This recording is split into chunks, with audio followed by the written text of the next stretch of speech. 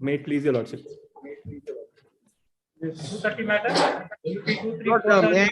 May I be permitted to make a request? Not at the very outset.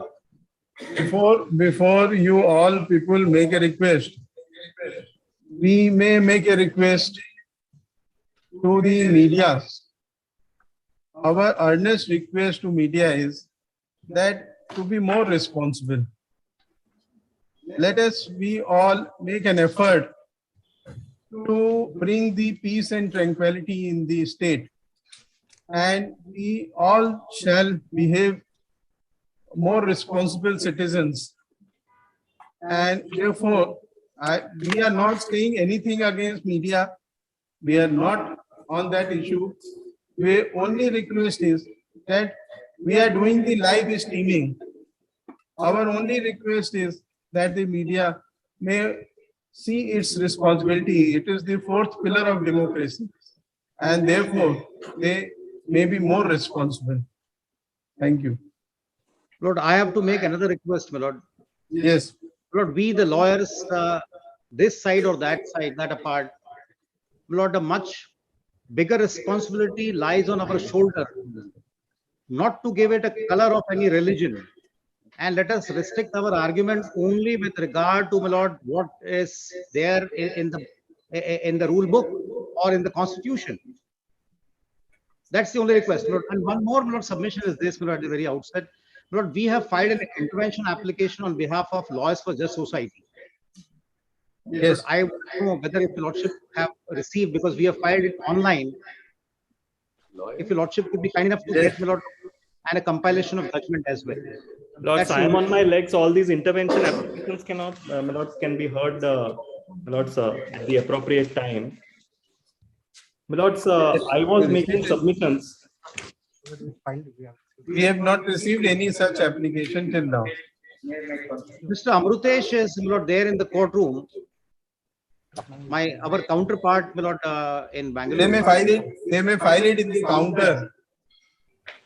There is an urgent counter where they can file the application, and that will come to court. That has been done. Yes, Mr. Kumar. That's a very important submission. May I request the court to kindly. Please open the mic. Mic is. Yes. They are making two applications. Making applications all have to be filed in the counter, not in the court. We have stopped this practice. No, with great respect.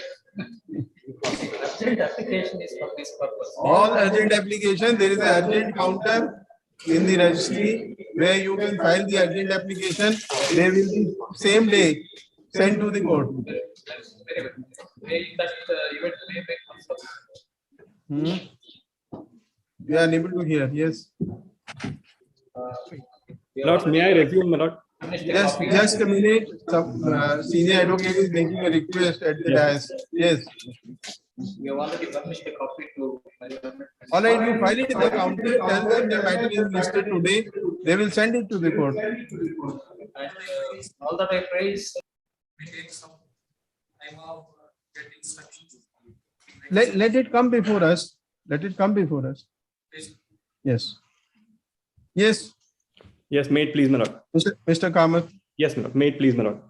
My Yes. lords, your lordships were kind enough to give us almost 2.5 hours, my lord, on Thursday. My lords, I was making submissions on this GO of 5th of February. And my lords, I had, my lords, broadly submitted that this application, this GO, my lord, suffers from a total non-application of mine, number one. And number two, my lords, that this GO is in the teeth of Article 25. Now, my lords, if I can invite you to kindly go back to the GO, because I had very little time on that day to actually place the entire GO. Yes. That translated version of the GO can be just placed. Yes. Where is the translated version of the GO? Yes, my lord. As mentioned in the above at reference number 1, the Karnataka Education Act 1983, passed by the government, stipulates that all school students studying in Karnataka should behave in a fraternal manner, transcend their group identity, and develop an orientation towards social justice.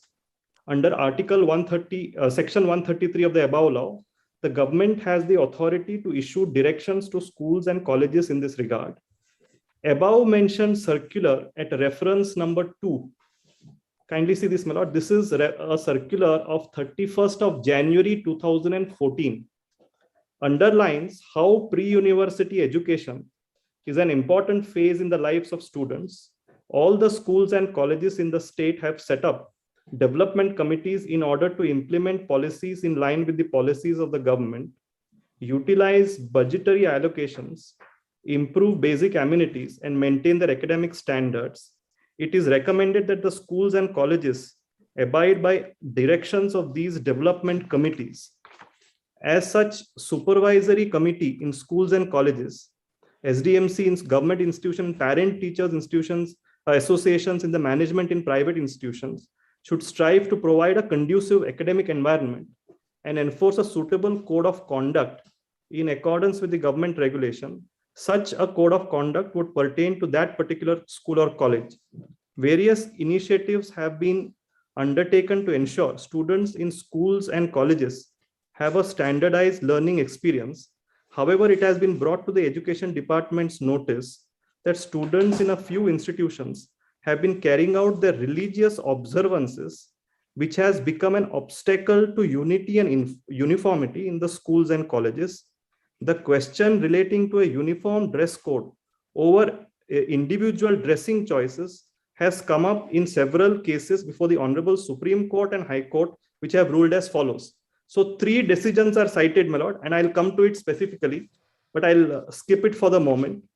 And then, my lord, the next page, the conclusion which the government assumes flows from these decisions is, as mentioned in the above mentioned rulings of the Honorable Supreme Court and High Courts, since there is a prohibition of headscarf or a garment covering the head is not a violation of Article 25 of the Constitution.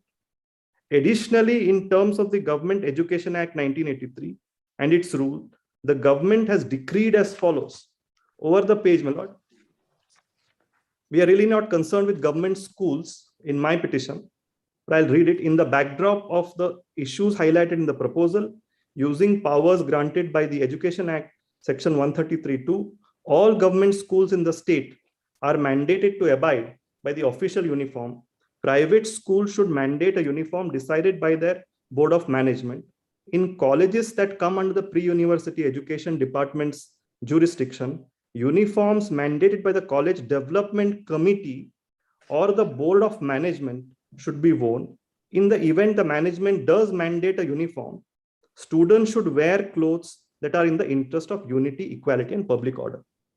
So, my lord, two things which the GO says in substance is, number one, wearing of headscarf is not protected by Article 25, specific finding, a declaration made by the state government. Number two, we leave it to the college development committee to decide whether these uniforms should be uniform or some exemptions can be made, headscarf can be allowed, etc. Discretion of the college development committee. Now, my lords, on the first aspect, I respectfully submit that this declaration, which is there in the penultimate page of the GO, that wearing a headscarf does not fall under Article 25, is totally erroneous. And I'll demonstrate and make that good. Number two, as far as this delegation to a college development committee to decide whether to permit students to wear a headscarf or not, that itself is totally illegal, because lordships are aware that under Article 25, the only restriction which probably comes to the aid of the state in restricting that fundamental freedom is public order. Now, public order is a state responsibility. It is a responsibility of the executive. Lordships are aware.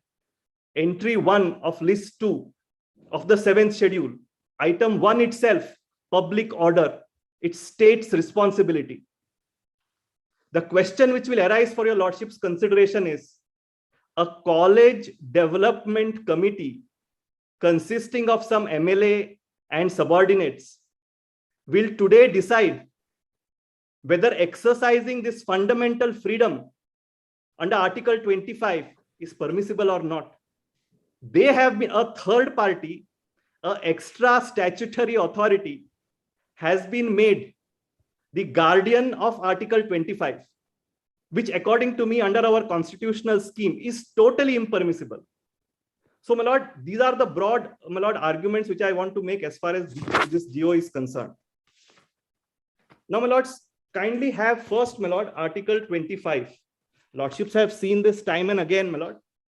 But for my satisfaction, if your lordships can just have Article 25 again.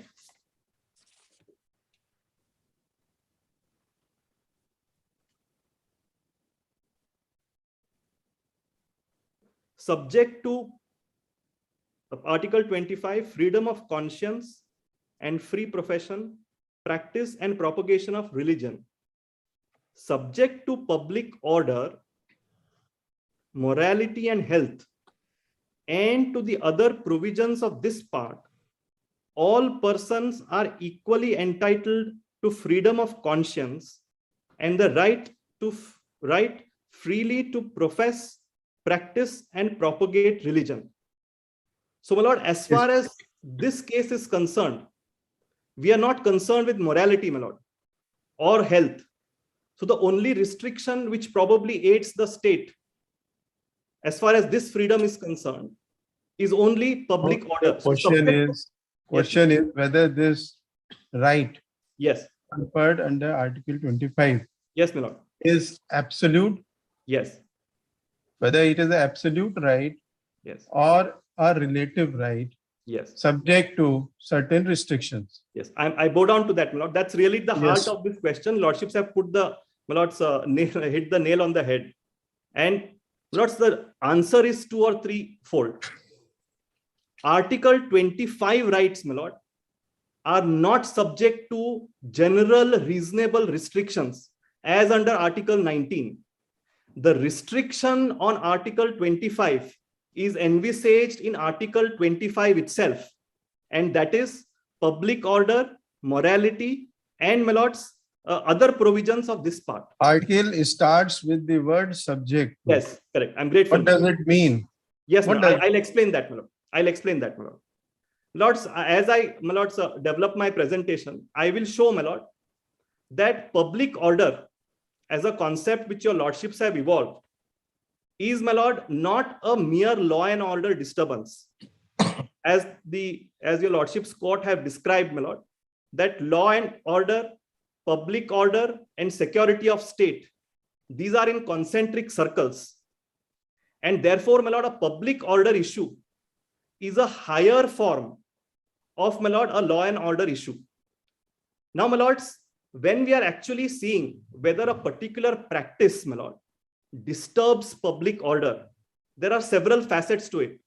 And one of the facets which your lordships will consider is whether the practice by itself leads to a problem of public order. Now, my lord, there are practices like, for example, in that. What is public order? What Yes, is public order? First, Yes, please Yes, my lord. I throw will come to some that. light on the public order. What is Yes. what amounts to public order? Yes, my lord. My lord, where there is a heightened sense of, my lord, law and order issue, definitely, my lord, it will be an issue of public order. And my lord, the state has a responsibility to maintain public order. There is no denying that fact, my lord. But what I am submitting for your lordship's consideration is this.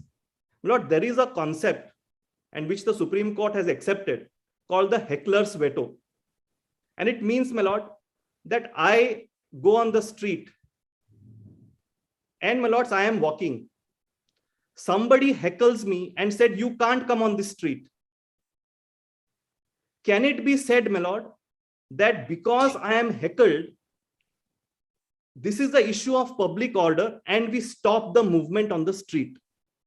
Similarly, my lord, this issue has arisen in the context of freedom of speech. My lords, there are certain movies which are made. Come straight to this issue itself. Lords, I'll come to this. Whether it involves any public order or not. Lords, I'll make that good, my lord. I'll make that good. I'll make that good, my lords. Yes. My lord, in a movie, my lord's case which the Supreme Court has, my lord, recently decided. My lord, there are, my lord, provocative, my lord, probably scenes which are there in that movie. It may not be palatable, my lord, to some sections of the society. The question is, my lord, because of those unpalatable scenes, there is a problem which might be created of public order. Can you, my lords, restrict the freedom of speech? And the courts have taken the view, my lord, that it is for the state to create a conducive, a positive environment. We are not on that issue. Yes, my lord. Not on that issue. We are only trying to understand. Yes, my lord. As to whether, Right, whether by putting this government order by the state government has in any manner envisaged, has restricted Article 25 or not. Grateful, my lord. Great. That's the heart of it, my lord. Lord, I was just giving a background, my lord, of how I am going to present this issue of infringement of Article 25. And the issue is this, my lord, that the state has a positive duty, my lord, that to ensure that people are able to exercise their fundamental rights. It is no ground, my lord, that certain sections of society don't want some other sections of society, my lord, fundamental rights to play out. It's not a ground for, my lord, restricting the fundamental rights of that section of the society. That's the point which I was trying to make. Lord, just before I come to this, my lord, I was, my lord, primarily on this declaration in the GO that the prohibition of headscarf is violative of Article 25. And this I submit, my lord, is a wrong declaration of law. Whether by this government order, the state government has put any prohibition of wearing the.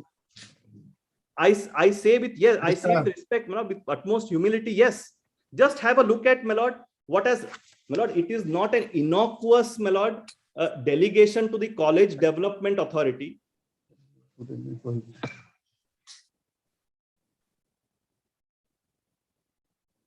Yes. My lord, it is not an innocuous, my lord, delegation to the college development authority. The state says that wearing of a headscarf is not an essential part of Article 25, and then goes on to delegate. Now, Before straight that, away, they my lord, say what as we mentioned in the above rulings. yes, They that's are why I wanted themselves to not point the seeing ruling. it. This is what their understanding is. That's right, my lord. That That on ultimately the your basis lordship will of have that to ruling, correct. that it is said. Now, Yes, this my is lord. their understanding. That's right, They my lord. have not put any prohibition. I am What, saying it's a wrong what we see understanding. from it, that as mentioned in the above mentioned rulings of the Honorable Supreme Court and various high courts, Correct. since the prohibition of a head scarf or a garment wearing head Is not not a violation. Is not a violation. I am challenging this, my lord. I am challenging this. Now, straight away, my lord, if your lordships can have this compilation number 1, which I have handed over on this point. My lords, compilation number 1. If my colleagues can help the court master to hand it over to the honorable court, please. No, before we switch over to the rulings, Yes, my lord. first, let us first understand Yes. the Article 25. Yes. Now come to Article 2 of Article 25. Yes, my lord. Yes, my lord. Nothing in this article shall affect the operation of any existing law or prevent the state from making any law regulating or restricting any economic, financial, political, or other secular activity which may be associated with the religious practice. So there has to be a law, my lord. There has to be a law which can regulate the economic, financial, political, or other secular activity associated with the religious practice, and B, providing for social welfare. It provides two things. Yes, Nothing in this will prevent the state government correct. from the effect of the operation of any existing law. If there is any existing law that can continue, it will not be affected, or prevent the state from making any law with respect to regulating, restricting any economic, social, political, or other secular activity That's right. which may be associated with religious practice.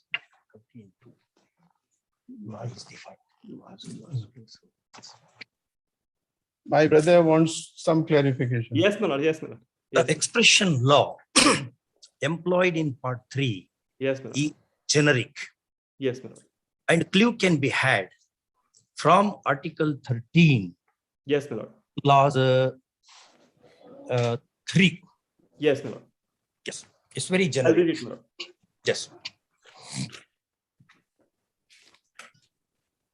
It includes all instrument legislation All in this article, and unless legislative instruments. I am grateful, madam. I am grateful, madam. In this article, unless the context otherwise requires, law includes an ordinance, order, bylaw, rule, regulation, notification, customs, or usage having in the territory of India the force of law. I am grateful, my lord. I am grateful, madam. There is absolutely Wider than what John Austin had said. That's right, my lord. That's right. And that, my lord, lordships will also see, it also includes, my lord, pre-constitution, my lord, that is excluded as far as this is concerned. So, my lord, lordships are absolutely right. It includes delegated legislation which flow from the primary source of law. Lords, I bow down to that. So, my lords, there are two restrictions, as my lord, the Honorable Chief Justice, my lord, put it to me. One is public order, morality and health. And second, my lord, the state is not prevented from making any law restricting any economic, financial, political, or secular activity which may be associated with the religious practice. So the question, my lord, one of the questions which will fall for consideration is whether a particular activity, my lord, is a secular activity connected with religion or it is an essential. That is what, my lord, on the first day itself, my lord put it to me, and we will make that good. So, my lord, coming back to these judgments on this very aspect as to whether it is an essential part of religion, my lord, we have enough of judicial authority, which I want to, my lords, place for my lord's consideration as a matter of persuasive value. It's not binding on your lordships. But my lord, two different high courts, my lord, Kerala and my lord's Madras, have taken a view which might assist your lordships, my lord, in my lord's understanding the contours of this case. If I can just place, my lord, the volume 1 of that compilation, and just one or two judgments here, my lord. It'll just take 5-10 minutes. Volume 1, my lord. Serial number 4, my lord, is a judgment of the single judge. I'll cite the single judge decision, and this has been affirmed by the division bench. It starts at, my lord, page 24.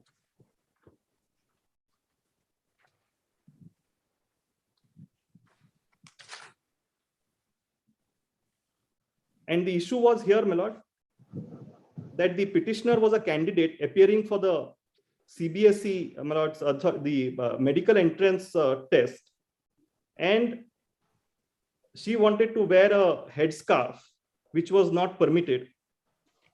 And lordships will see the question which arose at page 24. The prescription of dress code for All India Medical Entrance Test 2016 is questioned in this writ petition. The first petitioner is a candidate appearing for the entrance test. Second petitioner is the father. Then, my lord, paragraph 4. In a country like India, a predominantly religious society, the court will have to examine the religious freedom in the light of the constitutional scheme, what your lordships also put to me. The religious freedom to profess, practice and propagate is a fundamental right subject to public order, morality and health as provided in 25(1). There are occasions in matters of public affairs or related secular activities leading to instances of conflict between religious practices and state interest. Exactly, my lord, the issue here. Essentially, this conflict veers around religious practices rather to freedom of conscience. The courts are often called upon to decide the question of conflict between the right of religious freedom and the state's duty to regulate public affairs in matters of general nature or secular activity. That is 25(2). Therefore, the individual's religious rights, when entangled in public law, have to be resolved by the court by assimilating individual rights and state interest. Then, my lords, Bommai is cited, which is, my lord, it's a secular republic. Then, my lords, I will not trouble your lordships with all the other citations. Then, my lord, kindly turn to para 28.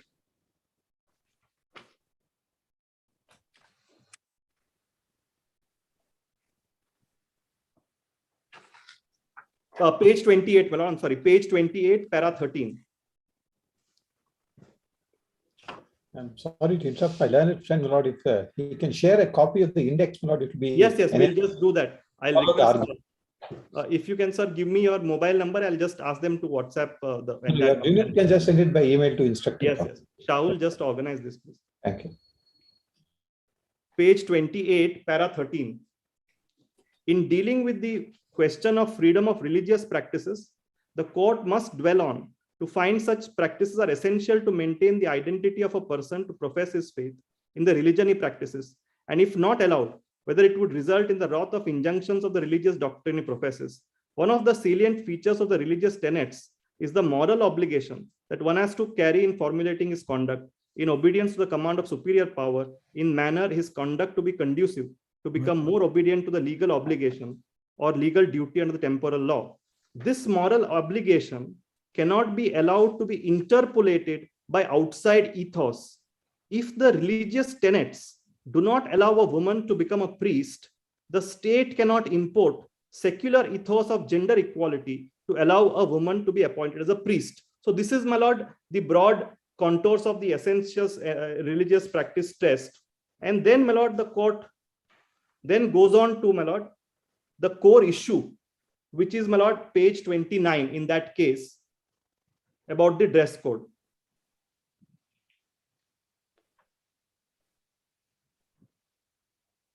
Coming back to the core issue in the writ petition about the dress code, it is to be noted that Islam embraces and encompasses the guidance to the humans in all walks of life. Shariat is Islamic law. Sharia contains of two things: law revealed through the Quran. Number two, the laws that are taken from the lifestyle and the teachings of the Prophet Muhammad. This part is called hadith. And even in mullahs, lordships have seen Muslim law. This is the primary source of Islamic law. The Holy Quran consists of a broad and general prepositions. It is often, though hadith Quranic prepositions are interpreted or explained. Therefore, the validity of expected conduct of the believer rests on the credibility of reporting of hadiths as well. The whole idea of Quranic injunctions and hadiths is to reduce the rights and obligations to formulate certain standards of behavior of individuals in his conduct in obedience to the commands of God. This presuppose to bind his own behavior as well as the community. Then, my Lord, kindly turn to the relevant verses as far as this headscarf is concerned, which is at page 30. Para 20. Para 19, I'll read. The petitioner's concern is that the dress code as now prescribed would not allow the candidates to wear the headscarf and full sleeve dress. It is the case of the petitioner that the Sharia mandates women to wear the headscarf and full sleeve dress, and therefore any prescription contrary is repugnant to protection of the religious freedom as provided under Article 25. Therefore, this court has to examine the nature of dress code prescribed for women in Islam, and such practice is an essential part of religion or not. And if it forms part of essential practice, can it be regulated in the light of Article 25(1)? So this is the core question, my Lord, which fell in that court, which fell for consideration, my Lord.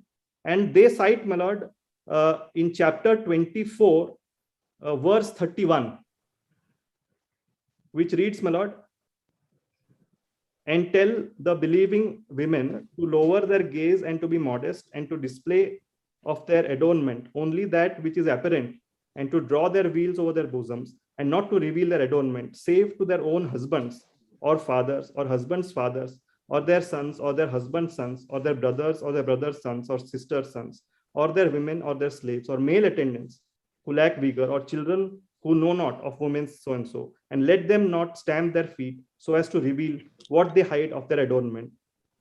So, my Lord, a specific, my Lord, injunction in verse 31, which is based on, my Lord, that modesty has to be protected, that they have to draw their veils over their bosoms. And then, my Lord, para 22, in the original text, my Lord, they say that the veil is referred as khumur, and khumur or head cover is the cloth which covers all the hair on the head, while the word juyub means not only the bosom as commonly thought, but it includes the neck too. Then, my Lord's paragraph 24. What is khumur? My Lord's khumur, my Lord, that is what they have explained, my Lord, is a head cover. Head cover in Arabic, that is the cloth which covers all the hair on the head. Lord, that is probably a headscarf. Your Lordships are right, my Lord. That's Whether probably khumur amounts to hijab? Yes, my Lord. I'm grateful, my Lord. I'm grateful. My Lord. Lords, over the page,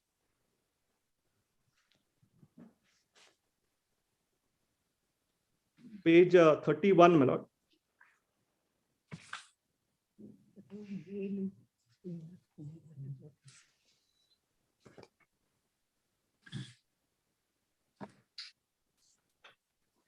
Lords, over the page, para 20, para 23, my Lords, verse 59 is quoted,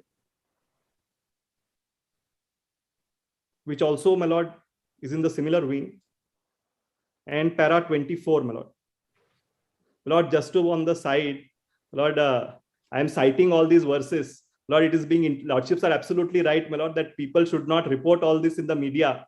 Because, my Lord, there is a controversy that I, as a Hindu, my Lord, I am citing this. I am only doing my duty, my Lord, to assist your Lordships, my Lord. You are a lawyer first. Yes, my Lord. That's right, my Lord. That's Lawyer right. First. That's why, my Lord, what your Lordship said right in the beginning, that the media should be more responsible, my Lord. I absolutely agree. I couldn't concur more, my Lord. My Lord, so now all this is analyzed, and para, my Lord, 29, page 32, over the page, my lord. Thus, the analysis of Quranic injunctions and hadiths would show that it is farz. I'm sorry, my lord, the Chief Justice got it. Yes. Yes. Thus, the analysis of the Quranic injunctions and hadiths would show. Yes, yes. Yes, yes. Show that it is a farz to cover the head and wear the long sleeve dress except face part and exposing the body otherwise is forbidden haram. When farz is violated by an action opposite to farz, that action becomes forbidden. However, there's a possibility of having different views or opinions for the believers of Islam based on independent reasoning. The court is not discarding such views. The possibility of having different propositions is not a ground to deny the freedom if such propositions have some foundation in the claim. As has been adverted above, the claim of the petitioner is well founded, even though a different view is possible. This court is only expected to safeguard such freedom based on the Constitution in preference to giving a religious verdict. Lords, I just pause here for a minute. My lord, what the court is saying is very, my lords, weighty. And this is also fallen for consideration in that Vijay Emmanuel's case, my lord. If, my lord, there is a practice which the believer thinks, my lord, is a part of his faith, and that practice by itself is innocuous, it is not something, my lord, which by itself violates public order. By itself, my lord, it does not infringe anybody else's freedom. So therefore, my lord, in that context, actually, my lord, the test of essential religious practice will not actually arise, because this is simply a facet of an Is it your case? Yes. Is it your case that these students Yes, my lord. who are insisting for wearing this headdress, they had been practicing this for considerable time? I am absolutely grateful for this question, my lord. As far as the petitioners in this case, it's a pleaded case, my lord, that right from their admission in this PU college, we had been going there, my lord, with a headscarf, and we were wearing a headscarf, my lord, of the same, lord, there is no difficulty, of the same uniform. Till this GO came, my lord, and said headscarf is not Since when? Since when they were going on this? For last 2 years, my lord, I've said that in my writ petition. No, these are second year PU students. I've said that in my writ petition, my lord. I'll draw the lordship's attention to the paragraph numbers also, but kindly make a note that it is my case that we have been wearing a headscarf. There was absolutely no trouble. Since admission, you had been wearing it. Yes, my lord. I'm grateful for that question, my lord. So that will, my lord, probably put things into perspective. And this is not a case, my lord, where the students are insisting for a different uniform, that I will wear something else other than the prescribed uniform. They are only saying, my lord, that they will only cover their head, and not only with not with a different color, with the same color as the uniform which is prescribed. And according to me, my lord, this is an innocuous practice, and considering the, my lord, broad width of fundamental freedoms enshrined in the Constitution, the state should facilitate that exercise of that freedom, my lord. That's the submission. Then, my lord, page 32, paragraph 30, I'll just finish this, my lord. The discussions above, as would show that covering the head and wearing a long sleeve dress by women have been treated as an essential part of Islamic religion. It follows a fortiori that Article 25 protects such prescription of the dress code. And Vijay Emmanuel is quoted, my lord, which Mr. Hegde also cited that day. And then, my lord, para 32, also the same thing, the right of women to have a choice of dress based on religious injunction is a fundamental right under Article 25(1). When such prescription of dress is an essential part of religion, as has been noted above, the right can be negated only in the circumstances mentioned in 25(1). And ultimately, my lord, they were permitted to, my lord, wear that headscarf in the medical entrance test. Now, my lord, this came up before the division bench, and the division bench, my lord, judgment is the next judgment, which is page 35.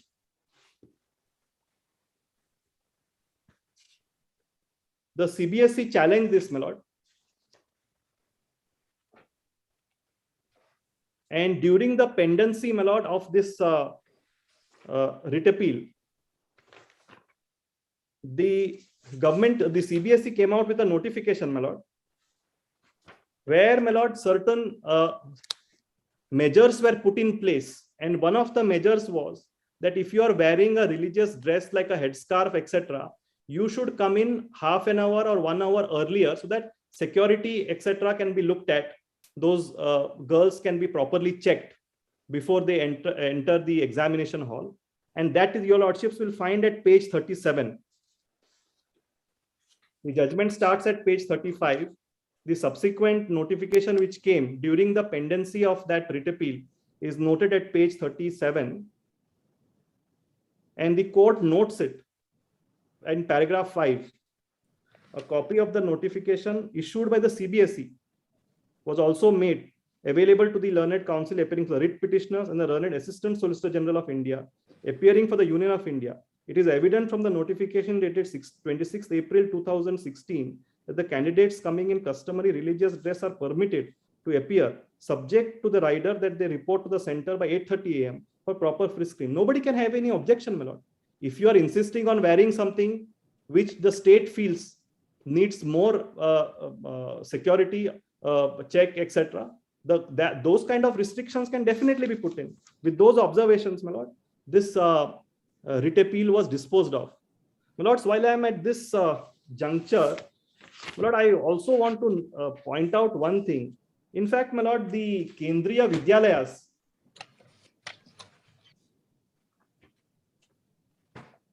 my lord, sir, when I am on this law, I just want to complete this. We have filed a memo, my lord. The Kendriya Vidyalayas, even today, they permit, my lord, by a notification that even though they have a uniform, as far as Muslim girls are concerned, my lord, they are permitted to wear a scarf matching with the bottom wear with the red hem on the corners. But that memo we have just filed, my lord, just if your lordships can just have a look at that. Not just to, my lord, because even at the national level, my lord, this has been the tradition, my lord, that governments have permitted headscarves to be worn even in Kendriya Vidyalaya. Just have a look at, my lord,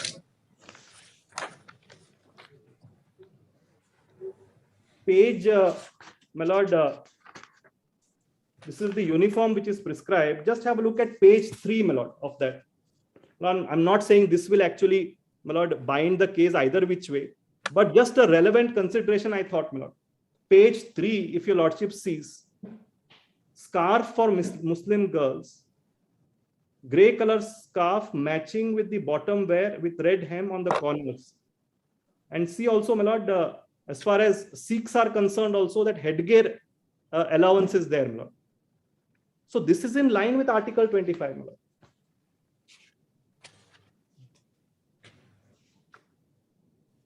Yeah.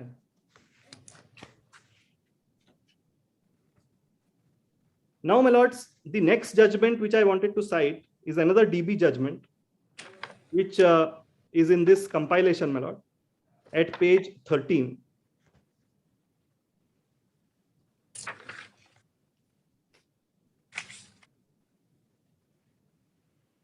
Justice A.P. Shah, my lord, and Justice Chandru. And here, my lord, the question which arose was that the Election Commission, my lord, had asked everyone, my lord, to give their photographs for the purposes of electoral rolls. And that was challenged, saying that, look here, directing women from Islamic faith to actually have their photographs printed on electoral rolls, etc., would be violative of Article 25. That was the challenge, my lord, which was made, which your lordships will find in paragraph 2, page 15. If I can just place that, my lord. Paragraph 2. The constitutional validity of the aforesaid direction is put in issue in this writ petition under Article 226. The petitioner Ajmal Khan is seeking for issuance of writ of mandamus, forbearing Election Commission from any way publishing or releasing the photographs of women particularly the Muslim Gosha women in the eligible voters list in respect of all constituencies in the state of Tamil Nadu. And then they say this is violative of their fundamental rights. And my lord, the court notes all the sources of Islamic law, etc. And if I can just place, my lord, paragraph 15, page 20. And the court says, my lord, wearing a parda is not essential, but headscarf is. Just see, my lord, paragraph 15, page 20. All the different Canadian writers, judgments of various different jurisdictions are noted. Para 15, my lord, bottom of that page. In 1992, Justice Yusuf of Malaysian High Court delivered a judgment ruling that freedom of religion guaranteed under Article 11.1 of the Malaysian Constitution was not absolute, and 11.5 did not authorize any act contrary to any general law relating to public order, public health, or morality. The prohibition against wearing attire that covered the face did not affect the appellant's constitutional right to profess and practice her religion. This decision of the Malaysian court was confirmed in the Malaysian Supreme Court. It is thus seen, the last three lines, my lord, it is thus seen from the reported material that there is almost unanimity amongst Muslim scholars that parda is not essential, but covering of head by scarf is obligatory. This is what I am commending for my lord's kind consideration. That headscarf is obligatory, covering by parda, etc., is not essential. So, my lord, two division. Malaysia is a secular country or theistic country? My lord, definitely, my lord. It's a theistic country, my lord. I bow down, my lord. Islamic country. Yes, my lord. Islamic country, my lord. Our principles, my lord, definitely are much more broader, my lord. Lordships are aware. We cannot actually compare ourselves with any Islamic constitution. But what I'm only submitting is this, my lord, that authorities on Islamic law seem to suggest that as far as wearing of headscarf is concerned, it is an integral part of their faith. That is all I was, my lord, making a submission. Now, my lords, two high courts have taken a view. Kerala High Court Division Bench, Madras High Court Division Bench, that wearing a headscarf, my lord, is obligatory as far as Islam is concerned. Now I come to those three judgments, my lord, which have been cited in the GO and which the Honorable Chief Justice put to me. The first judgment, my lord, which the GO cites, is a judgment again of the Kerala High Court, which your lordships will find in item 6, which is at page 39.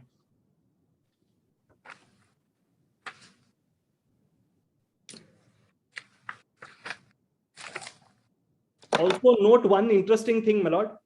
This judgment is authored by the same learned judge, my lord, Justice Mushtaq, who also authored, my lord, that earlier judgment which I cited, upholding wearing of, my lord, headscarf as an essential part of Article 25, my lord, when it came to the question of those girls, my lord, in a CBSE setting.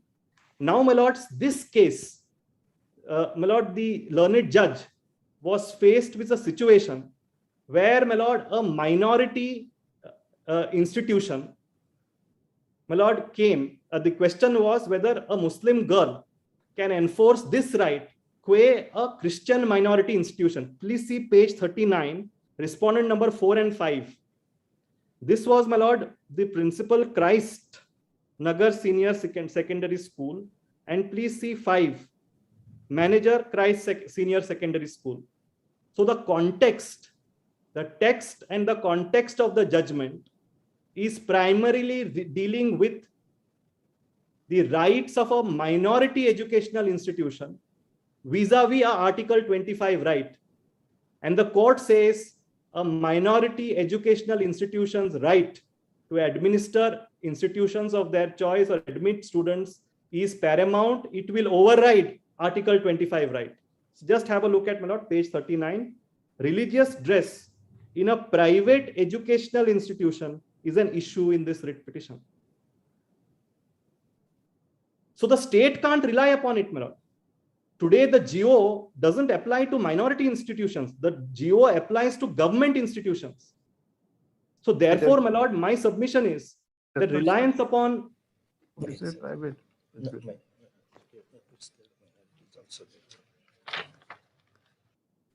Yes, my lord. Then, my lords, may kindly see. I'm sorry, my lord.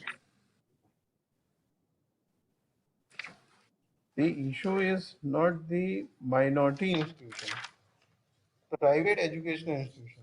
No, it's private educational institution, which is a minority, my lord, because the court notes this. And I'm grateful for that question. Just have a look at, my lord, first para 3, my lord. A private educational institution doesn't have a higher right, my lord, than a normal institution. It's only a minority institution which has a right under Article 30, which your lordships are aware. One has the liberty to follow his own notions and convictions a matter of dress code. At the same time, when such a right is claimed against a private entity, which is also having equal fundamental right to manage and administer an institution, that your lordships are aware, my lord, of Article 30. If I can just place Article.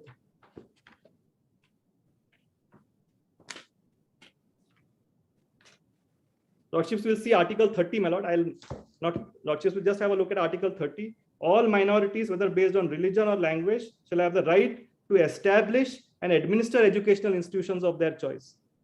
So this was a Christian minority institution. And then, my lords, in paragraph 4, that earlier judgment is noted. And then, my lord, see what the court says.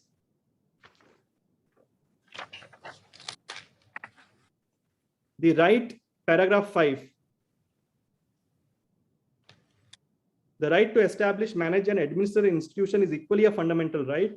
Fundamental right is traceable to Article 19, of course, subject to reasonable restrictions. TMA Pi, PA Inamdar, all these judgments are cited. And ultimately, in paragraph 10, the court says, page 41, in such view of the matter, I am of the considered view that petitioners cannot seek imposition of their individual right.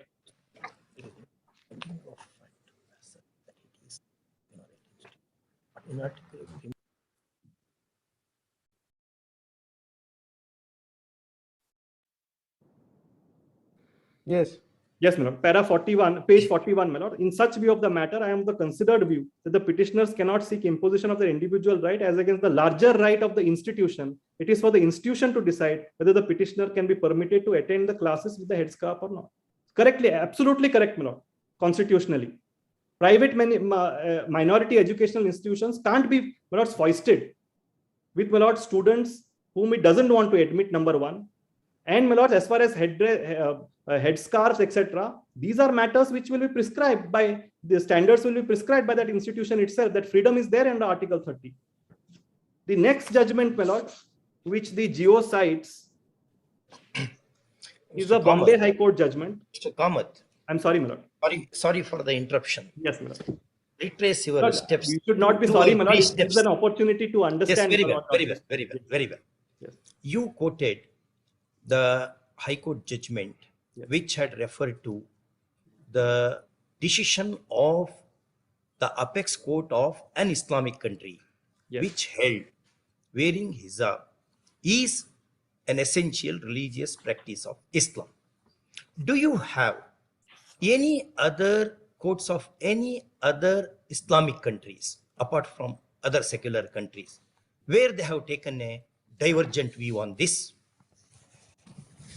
My lords, as far as my research so far goes, my lord, I have not been able to find out, my lord, any authoritative verdict which has taken a contrary view as of now, my lord. But I stand corrected. Lords, I am not the sole repository of all knowledge. My lord, as of now, my research shows, my lord, that as far as this headscarf is concerned, there is no authoritative pronouncement by any court saying that it is not a part of essential practice of Islam. As of now, I can say that. Now, my lord, the second judgment which the Geo cites is AIR 2003 Bombay 75, which is the first judgment, my lord, in the compilation. And this again, my lord, I respectfully submit, doesn't actually help the state government, because this was rendered in the context of an all girls section. And therefore, my lord, the injuncts which are there in the Islamic faith, that you shall not show your head, etc., to a member of the opposite sex, those will not be violated in an all girls section. And that probably, my lord, weighed with the honorable court, which I want to show at page 2.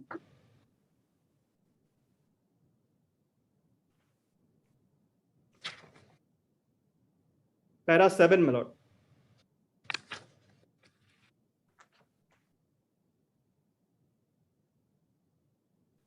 A girl student not wearing the headscarf or head covering, studying in exclusive girls section, cannot be said to in any manner acting inconsistent with verse 31. It is not an obligatory overtake enjoined by Muslim religion that a girl studying in all girls section must wear head covering. My lords, I need not cite authorities on this, but your lordship's court have time and again said that judgments cannot be read as Euclid's theorems, my lord. It has to be seen in the text, it has to be seen in the context, my lord, of the facts which were there before the court. And both these judgments which the GO cites, one minority educational institution, one all girls section, doesn't apply, my lord, in our case. And the third judgment, my lord, which the GO cites, is a Madras High Court judgment, which your lordships will find, my lord, at page 4. This has nothing to do with Article 25. I'm quite surprised, my lord, that the state chose to rely upon this judgment. This judgment, my lord, I will not trouble your lordships, but lordships may make a note. This judgment, there is not even one word on Article 25. There is not even one word on headscarf. This was a case where the government prescribed uniforms for teachers. And under that educational act, whether that was permissible or not, whether under the contract with the teachers, the government could enforce a uniform, that was the issue. Nothing to do with Article 25. And the GO says, with respect, that these three decisions show that Article 25 says that headscarf is not covered under Article 25. I respectfully submit, my lord, this is a fatal error. Number one. Now, my lords, with this, lords, I go to my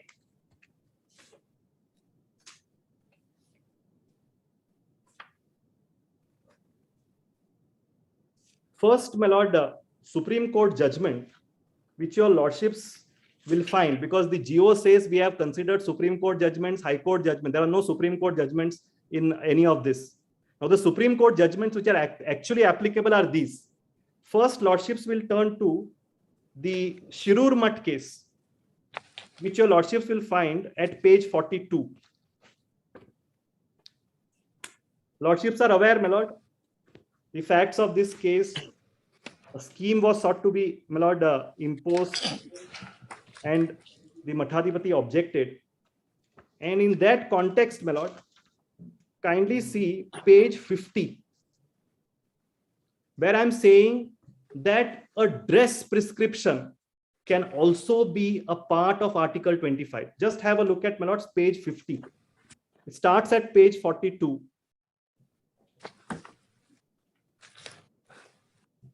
Page 50,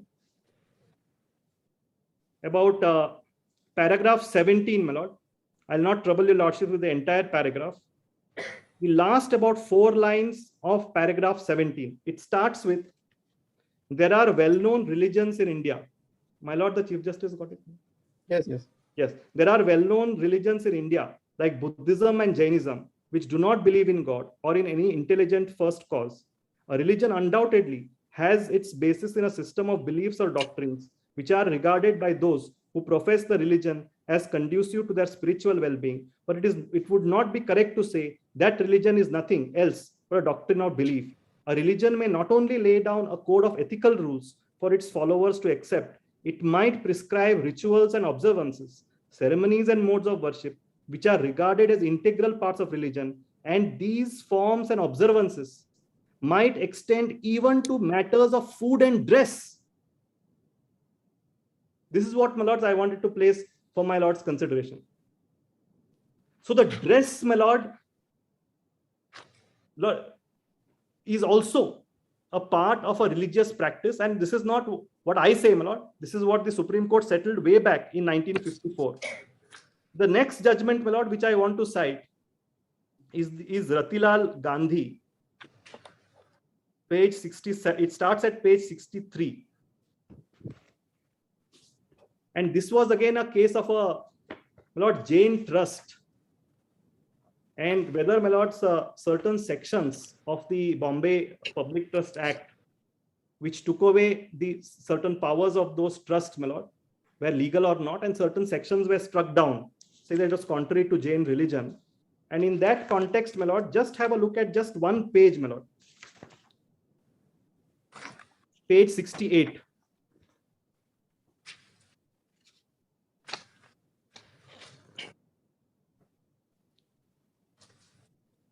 No outside, sorry, ma'am, top of that page, my lord, page 68.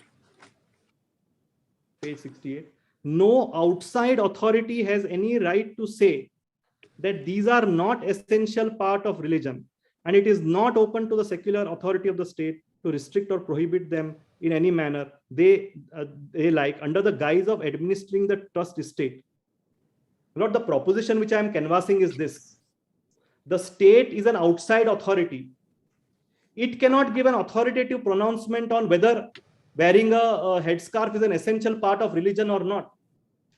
It has to be looked at, my lord, from the point of view of the believer, of that person who professes that faith. Lords, my lords, as a citizen, as a counsel, as an officer of your lordship's court, I may not agree with the headscarf at all. I may personally think it is very regressive. I would think, my lord, that everybody should have a same uniform, but it is not for me, my lords, and for that matter for your lordships also, because that is what the Supreme Court says in B.J. Emmanuel, that it is not for the court to sit in judgment. It is to be looked at, my lord, from the point of view of the believer. And that is why, my lord, that B.J. Emmanuel's Justice Chinnappa Reddy's judgment is written so beautifully, my lord, which encapsulates our secular ethos. Just have that judgment, my lord, page 75. Starts at page 75.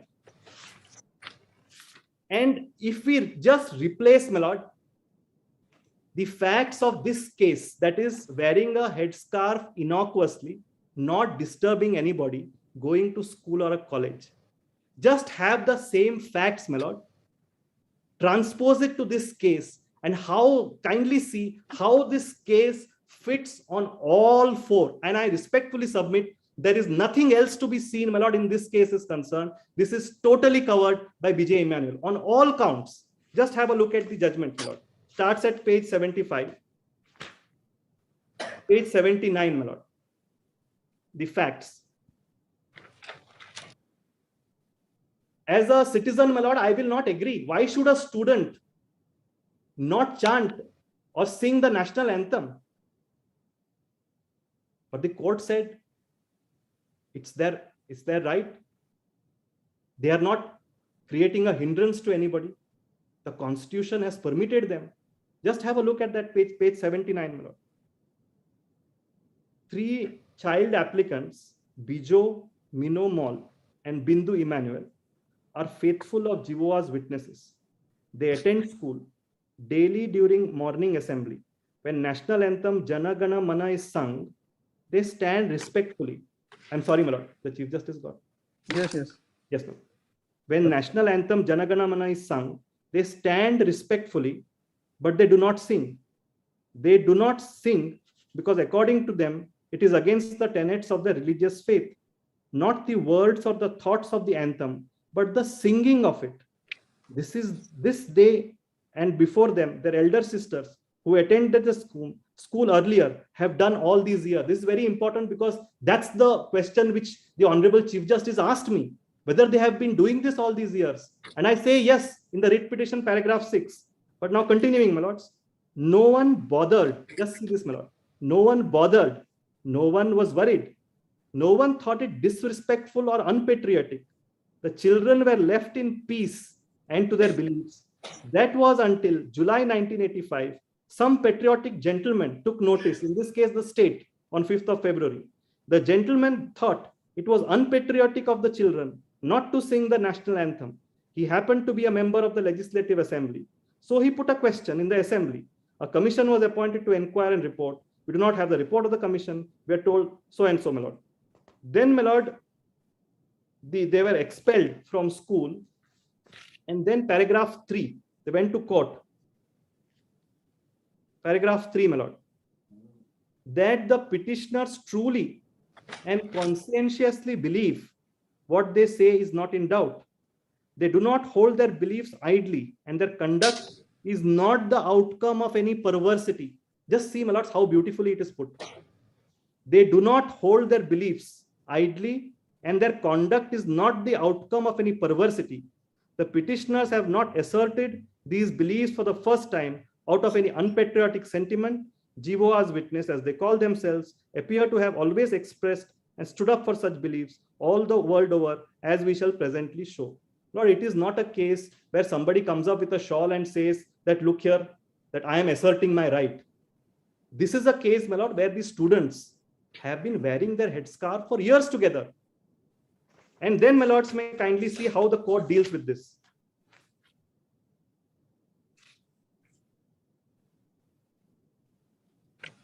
First, my lord, the court says in paragraph 14 that the circulars which the state relies upon, that can't be the basis of restricting this freedom under Article 19(1)(a). And that's going to be my second limb of submissions, but just make a note of this at page 84.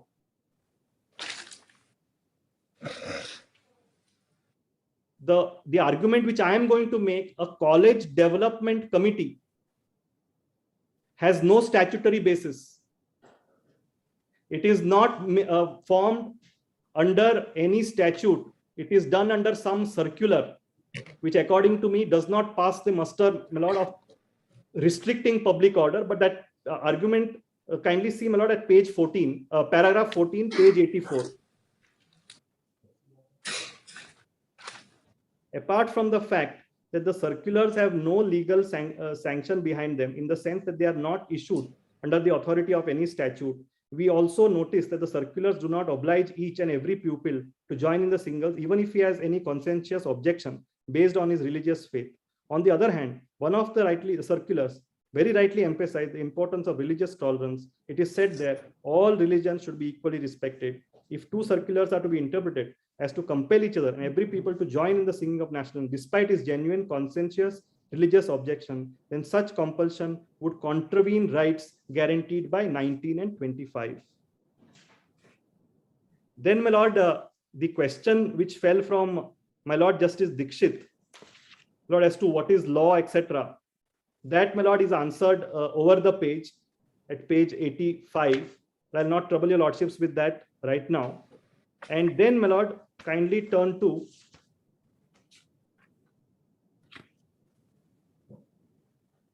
page 86 in the context of Article 25. Page 86, paragraph 19. The last 4 or 5 lines from the bottom of that paragraph. Therefore, when the fundamental right of freedom of conscience and to profess, practice and propagate religion is invoked, the act complained of as offending, kindly see this, my lord, the act complained of as offending the fundamental right must be examined to discover whether such act is to protect public order, morality and health, and whether it is to give effect to the other provisions of Part 3 of the Constitution, and or whether it is authorized by a law made to regulate or restrict any economic, financial, political or secular activity which may be associated with religious practice. This is the test which they formulate. Please read further. Complete. I'll read it, my lord. I'll read the whole thing, my lord. Yeah. It is the duty and the function. I'm grateful now. It is the duty and the function of the court to do so. Here again. No, before that you skipped off 6 words. I'll read the whole thing, my lord. So may be associated with the religious practice. Yes, I'll read that, my lord. Or to provide for social welfare and reform. These words. Yes, I'll read it. I'll read it again, my lord. by a law made to regulate or restrict any economic, financial, political, or secular activity which may be associated with religious practice or to provide for social welfare and reform. I'm grateful, my lord, that a law providing for social welfare and reform definitely, my lord, is a restriction under Article 25(2) on the fundamental right. So the question will be, my lord, where is that law which provides for social welfare and reform, on the basis of which, my lord, this headscarf today is said to be prohibited? And as far as 25(2) is concerned, my lord,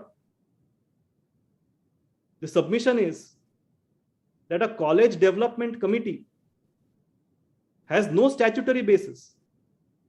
I'll come to that, my lord. Now see, my lord, 25(2), what should be the approach of the court?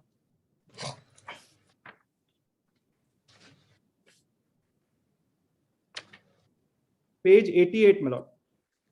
At this I commend, my lord, for my lord's consideration. Can you articulate the ratio of Bijo Emmanuel? Yes, my lord. Lords, Yes. after completing this, can I put it into 2 or 3 compartments? My lord, that's my No, concern. now you had read, Yes. loudly read Yes. Bijo Emmanuel. Yes, my lord. So what is the ratio emerging from this? The And what is ratio, my the lord, restrictive is on power 2 of the state in Yes, the light Lord. of para 19? Yes, my lord. My lord, in the light of paragraph 19 and other paragraphs, my lord, 2 things according to me flow out, my lord.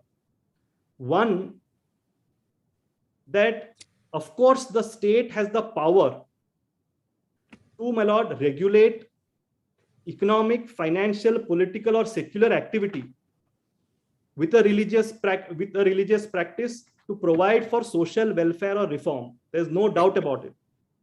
At the same time, if there Even is if it no is such, essential religious practice? no, my Our lord. question is, Yes. kindly appreciate. Yes, yes, I am articulating the question for your Yes, ma'am. answer. yes, ma'am. Essential religious practice should be the focal point of 25. Yes, my lord. Agree? My lords, that is 25, also as today. the Honorable Chief Justice said, Yes, it begins with the word subject to. yes, my lord. Yes, true. And class 2 you have also read. Yes, Class 2 is interpreted in para 19 at the rock bottom of the correct. page 86, which you That's have right, read. my lord. That's right, my lord. It says, so you also of the view, that view only, whether that will be applicable to this case or not is another thing. Correct, ma'am. On Correct. law, let us be clear first. Yes, but I completely subscribe to your Essential lordship. religious, I am putting to you now, whether essential religious practice is absolute or is susceptible to regulation by the state by law.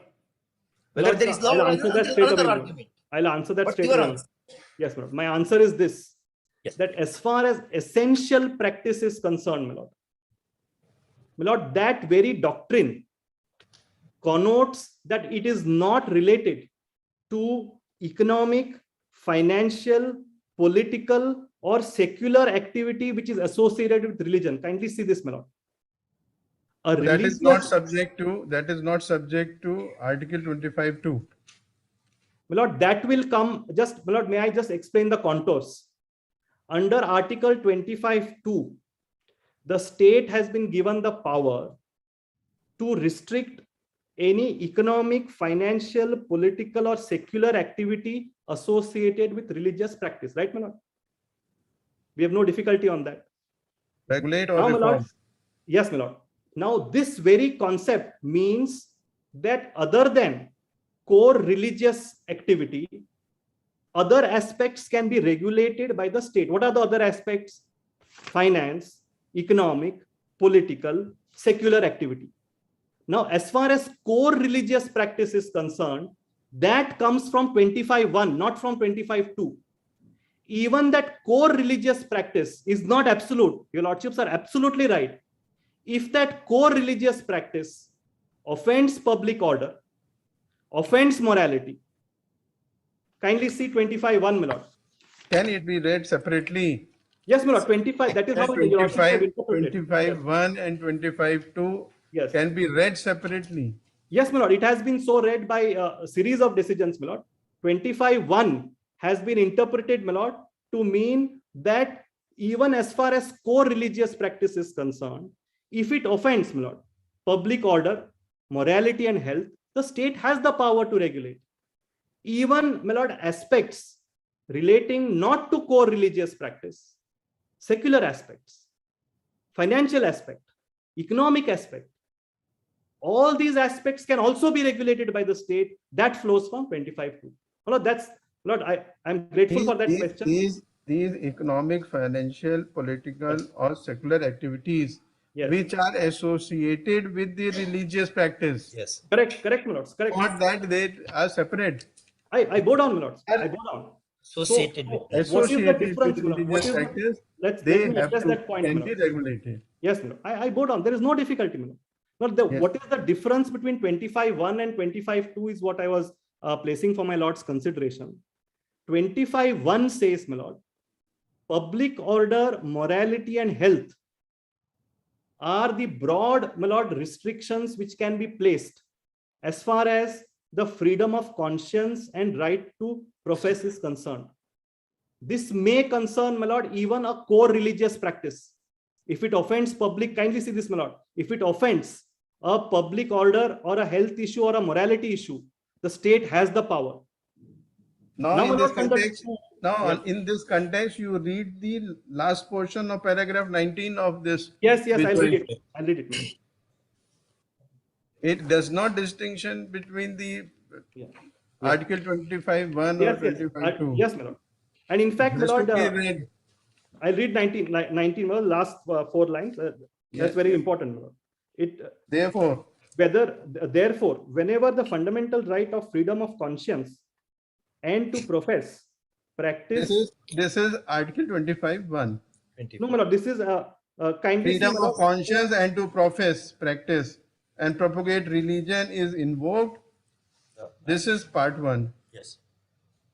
The act complaint of offending the fundamental right must be examined to discover Correct, whether such act is to protect public order, morality, and health, whether it is to give back to Probably the to assist other provisions of, probably and to or assist. whether it is authorized by law made to regulate or restrict any economic, social, political, or Correct. secular activities. So they both have to be read together. Lords, probably what I am saying, if I read paragraph 19 from the What beginning. we just trying to. Yes, my lord. We are all students of law, my Yes. lord. We are all trying to They understand. have other questions.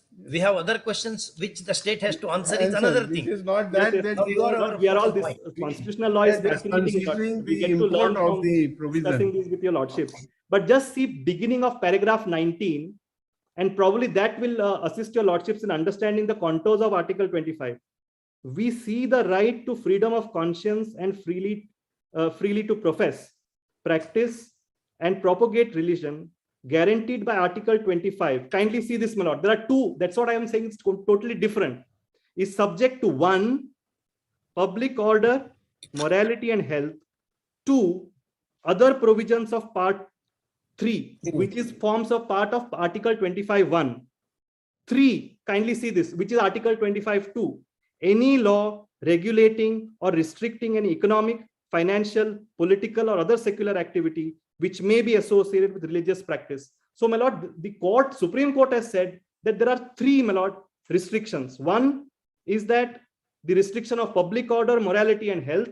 Second is other provisions of Part 3. Third is 25.2, which your lordships put to me. Now, my lords may kindly see.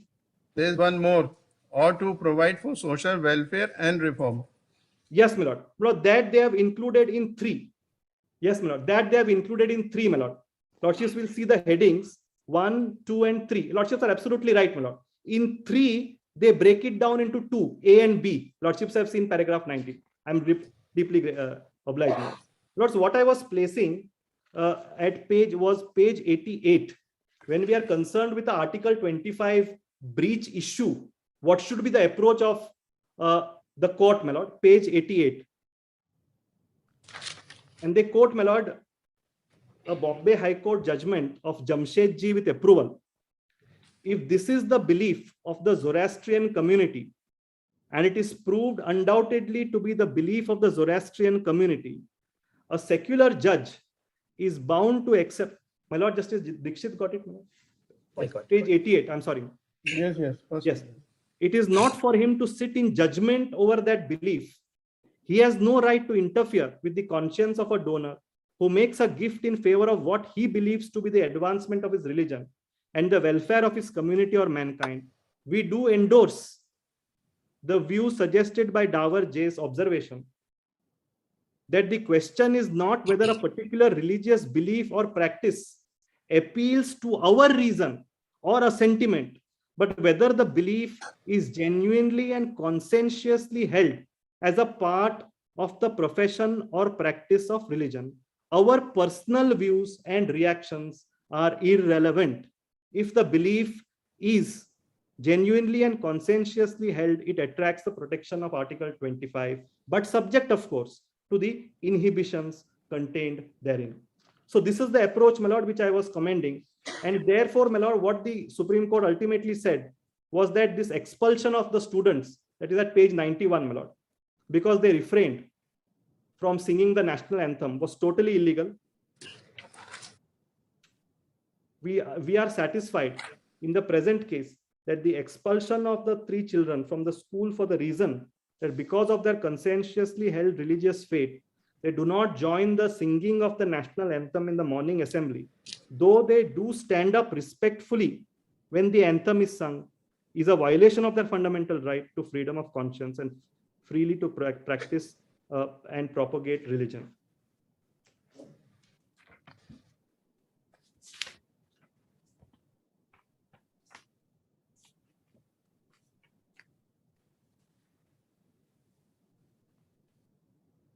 My lords, just one more judgment on this Article 25 when we are here.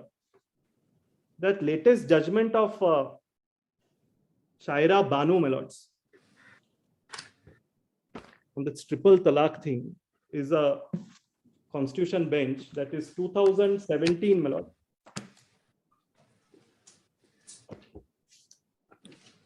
Nine It is SC in page 1. compilation. In this It's compilation. not there in the compilation, my lord. I believe it was. It is handed over separately. My learned friends have that separate copies, my lord, of that judgment. If I can just place, my lord, 2 or 3 paragraphs in that.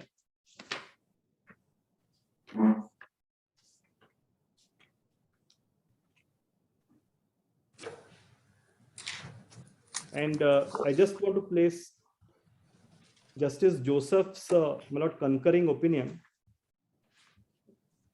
And Lordship will note the point which I am making, that the point is this, that if the Islamic scripture of Holy Quran, my lord, says that this is a practice which is obligatory, the courts are duty bound to, my lords, allow that practice for the purposes of Article 25. In that particular case, my lord, they said that this triple talaq concept is not there in the Quran itself. It is not sanctioned in the Quran, and therefore it was struck down on the anvil of Article 14. And that, my lord, I just want to show. Just have a look at, my lord, paragraph 7. Mr. Kamath, another question to you. Yes, Whether what all is stated in Quran is essential religious practice? No, I'm not saying that, my lord. Lord, for the purposes of this case, my lord, that larger question will not arise. Because what arises today? Yes, my lord. Quran is considered to be, Holy Quran is considered to be the first source of Islamic law by all text writers. Correct, my lord. And you have quoted the verses from Quran only. Yes, my lord. Lord, I would not like answer to the question. We want to know what all is stated in the Holy Quran. Is it to be treated as an inviolable injunction? My lords, I would not like to, my lords, with respect, my lords, may I answer this question?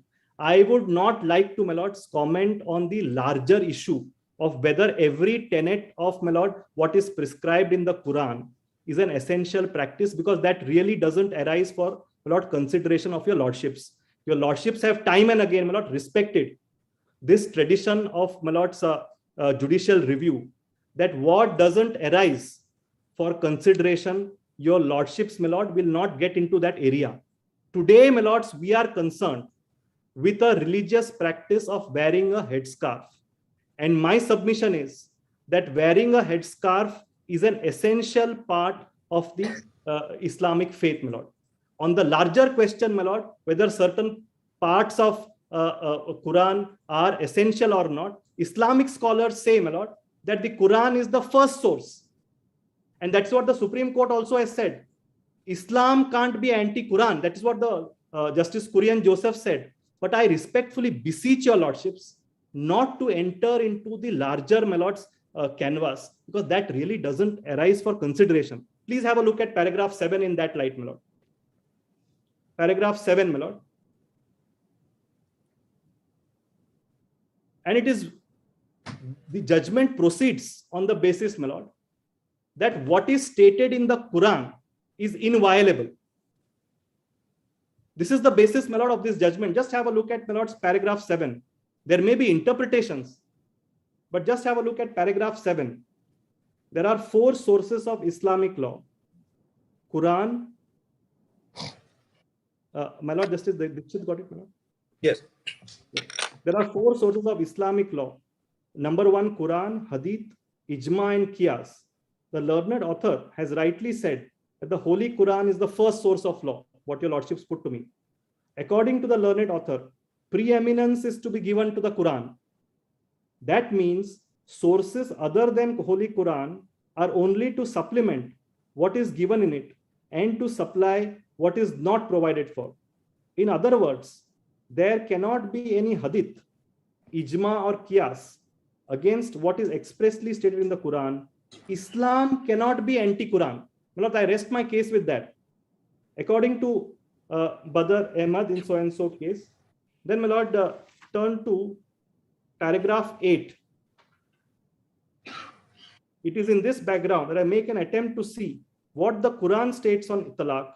There is reference to talaq in 3 surahs. In surah so and so, so and so. They check the, my lord,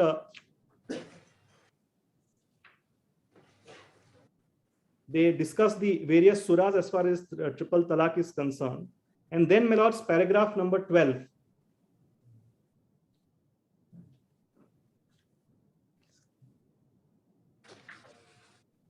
These instructive verses do not require any interpretative exercise.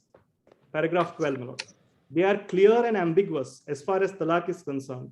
The Holy Quran has attributed sanctity and permanence to matrimony. However, in extreme unavoidable situations, talaq is permissible, but an attempt for reconciliation, and if it succeeds, then revocation are the Quranic essential steps before talaq attains finality. In triple talaq, the door is closed.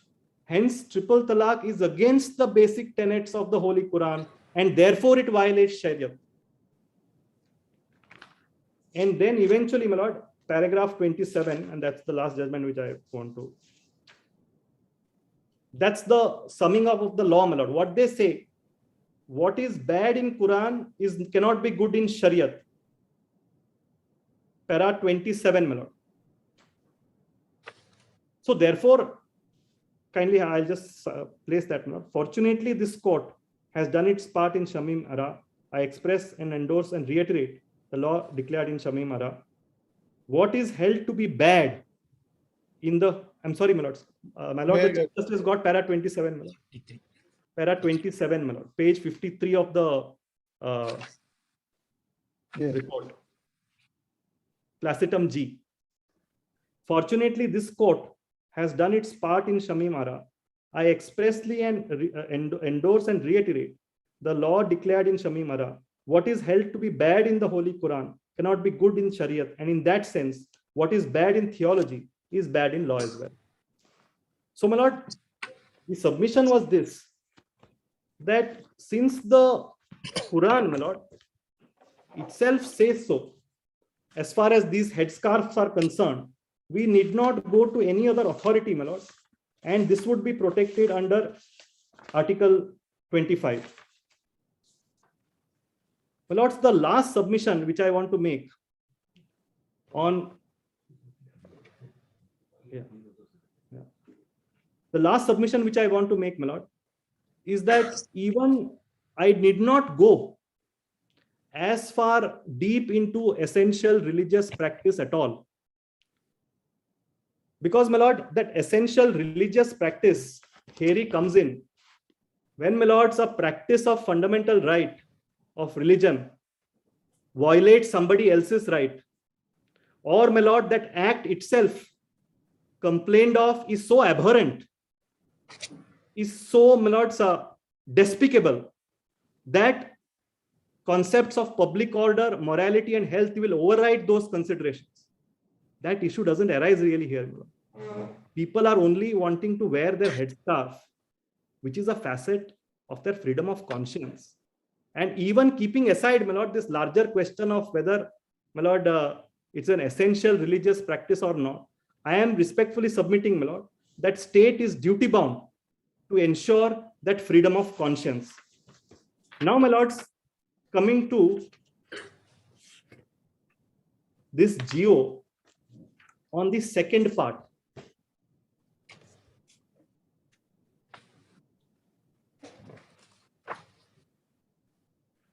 Now, my lords, the GO, my lord, lordships have seen, refers to a GO of 31st of January 2014.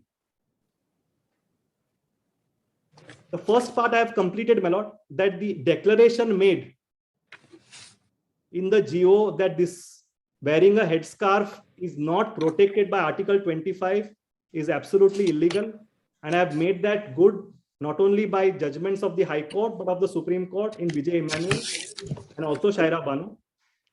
But now I'm saying that even keeping that aside for a moment, this whole delegation to the College Development Committee to decide whether to permit wearing of a headscarf or not is a total abdication of state responsibility.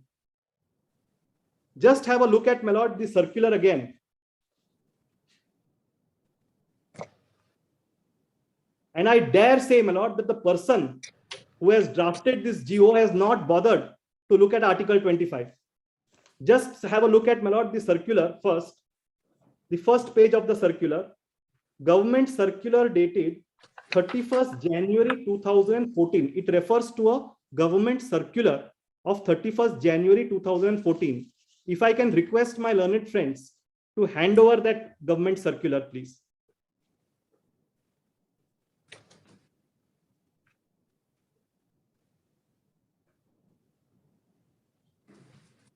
This is referred to in this GO of 5th of February. Shahul, if you can just hand it over to the Honorable Court, please.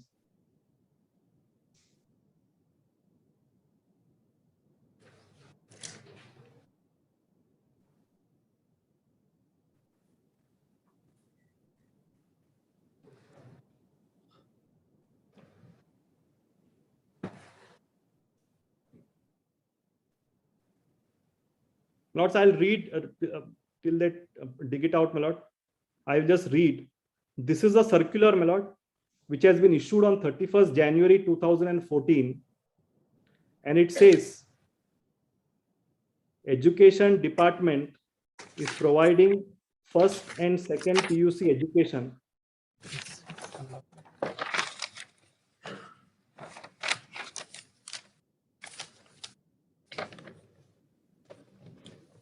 The English translation of the GO of 5th February. February. Yes, my lord. It's not it.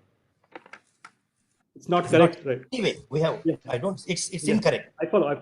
Yes, my lord. Words are. It's not entirely What correct. is- I bow down, my lord. Yes. I bow down, my lord. I bow down. Lordships will just see the circular, my lord. This translation, the Kannada version is also there in the earlier page. The English version, my lord, Lordships will see Education Department is providing first and second PUC education in the state.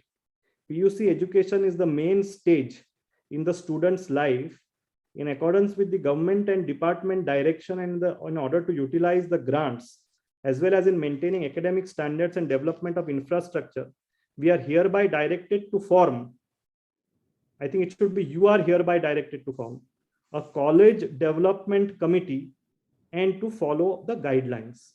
So president is MLA. So I'm sorry, it's a very bad translation. It says respective constitution must be probably respected constituency probably. Then vice president, local representative nominated by the MLA. 4 persons from students' parents. Among them, 1 parent should be female, 1 parent SC/ST. Person who is interested in the education field. 2 members from the students' representative. Vice principal, senior lecturer of the college. 4 principal of the respected PU college. Now, my lords, the impugned GO says that this college development is, I'll call it the MLA committee, my lords. This MLA committee will today decide whether headscarf is to be worn or not. That's the long and short of it, my lord.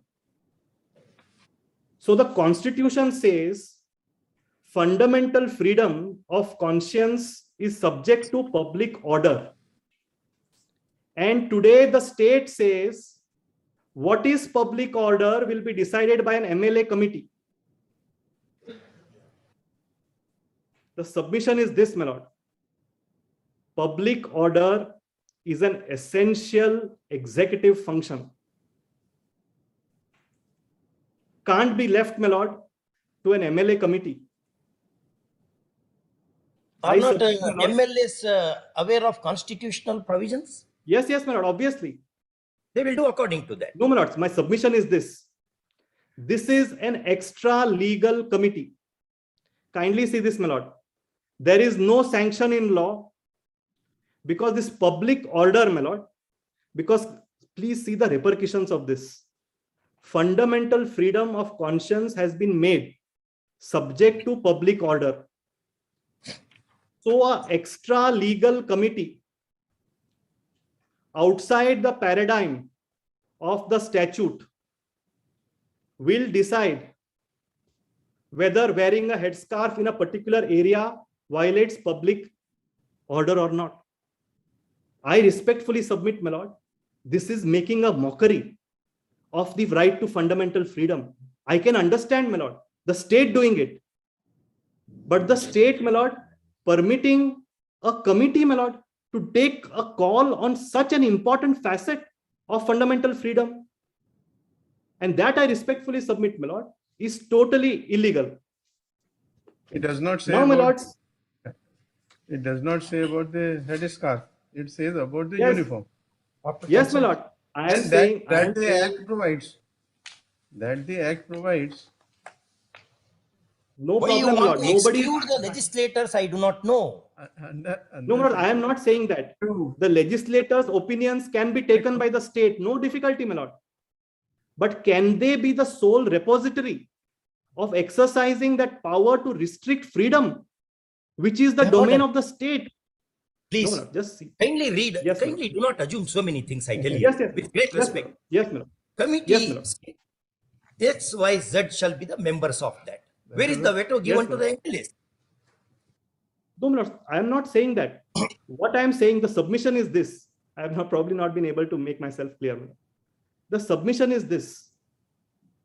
Freedom enshrined in the constitution is subject to public order.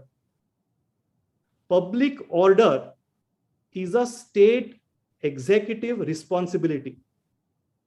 Whether that particular practice violates public order or not has to be, my lord, understood and prescribed by the state and state actors Where and yes, state it has actors. to be decided No, by lords, the kindly- committee.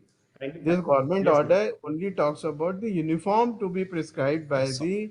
the College Development Committee. It Yes, does not say yes. that the public order or all that is to No, be lords, sued. the submission is this, my lord. In the first part, which your lordships have seen, the state says that, look here, there is no fundamental right as far as wearing a headscarf is concerned.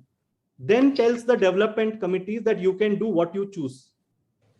I am saying that what you can do, what you cannot do, cannot include, my lord, a direction, so to say, that headscarf will not be permitted, because that would amount to saying that I am putting a restriction on the ground of public order. Now, that's on the second part. Now, my lords may kindly just see just a few, 2-3 more aspects of this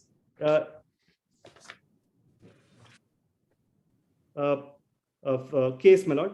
One is that one argument can be that wearing a headscarf, my lord, leads to a problem because some other students want to display their religious identity. The courts, my lord, have, and your lordship's court, Supreme Court, my lord, have been faced with this problem. And the answer has also been, my lord, elucidated by the Supreme Court, saying that the state should make a conducive atmosphere for exercise of those fundamental rights. And that is the next line of cases, my lord, which I want to cite. Just have a look at, my lord, 2001, 2001, 1 SCC, page 582, that in volume 2 of the compilation, your lordships will find, there is a volume 2, my lord, of the compilation. Is it about validity of the committee? Whether are you No, arguing, still arguing about the validity of the committee? No, my lords, I am finished with that, my lord. I am finished with the GO. I am finished. I have tackled, my lords, Article 25. I have tackled, my lords, the second aspect also. Now I am saying, my lord, how, my lord, this freedoms 25, 19, my lords, have to be, my lord, seen by the state, because the defense is, look here, it's going to create a law and order issue, therefore we will not permit. That's the long and short of the state's defense. Whether that can be the basis, my lord, for curtailing fundamental freedoms, this matter has come to the Supreme Court not once, at least 3 or 4 times, which I'll show, and how the courts have dealt with it. Just have a look at, my lord. Sorry, one second. I'm sorry, my lord. I'm sorry, my yes. Can you give one judgment yes. of any of 25 high courts in the country or of the apex court, which says the popular leader, the representatives of the people, cannot be part of any committee like this, nearby, not exactly the ratio, which suggests this? No, my lords, I am not, my lord, they are public representatives. I am not saying, my lord, that they don't have a part in public administration. I am not saying that. What I am saying is that public order is a police function. It is a function, my lord, which has to be carried out by functionaries of the state, obligated to maintain public order. So you do not have any decision in support of the proposition which I said? Yes, my lord. No decision yes, as such? No, my lords, I have not. I was looking at it, my lord. But I'll, if I get something, my lord, I will make that good, my lord. All right. My lords may kindly see this 2001, 1 SEC, page 582, which is there at page 76 of this compilation.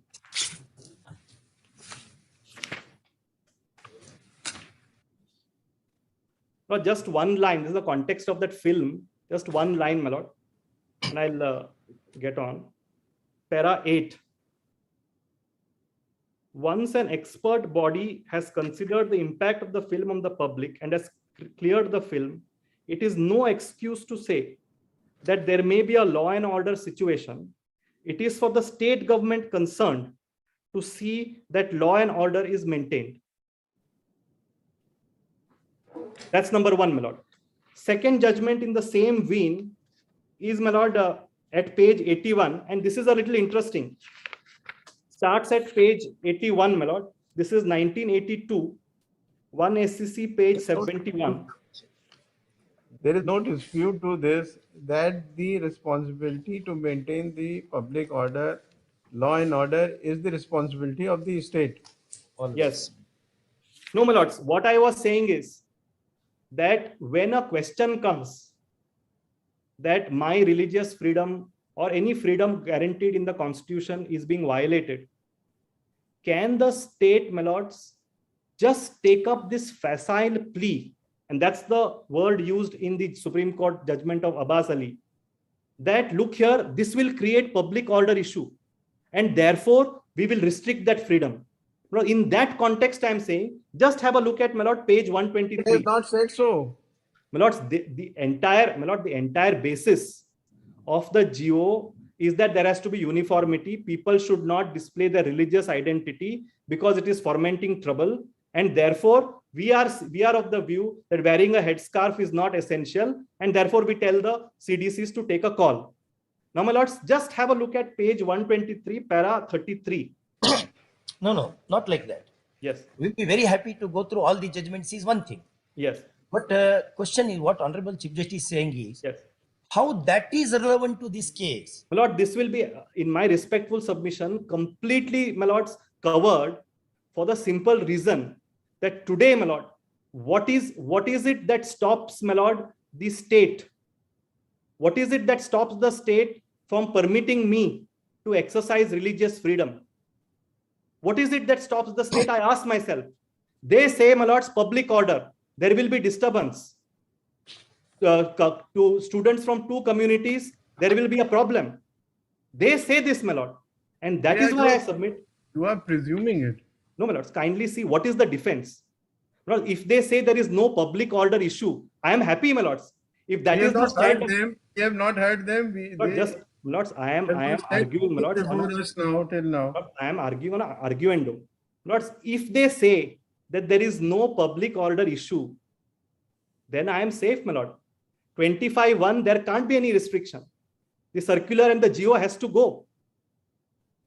They can restrict it only on the ground of public order as far as 25(1) is concerned. We cannot presume what they will say. I am just saying, Lord, I'll get a chance on rejoinder, but I am saying that as far as public order is concerned, if the stand of the state is that this has nothing to do with public order, let them come and say, I have no problem. Then there can't be any restriction. There can't be any restriction under 25(1). That's the submission, my lord. Now, just have a look at page 123, para 33.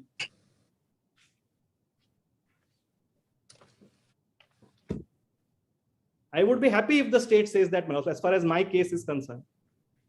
On what proposition you want to show? Yes, my lord. Kindly see, my lord, just have a look at that when there are rights which are crystallized, and in this case, my lord, in my case, the right to wear a headscarf, the state cannot say, my lord, that wearing this will incite passions, will incite problems, will incite violence, and therefore restrict that right. That's the point which I'm making, my lord.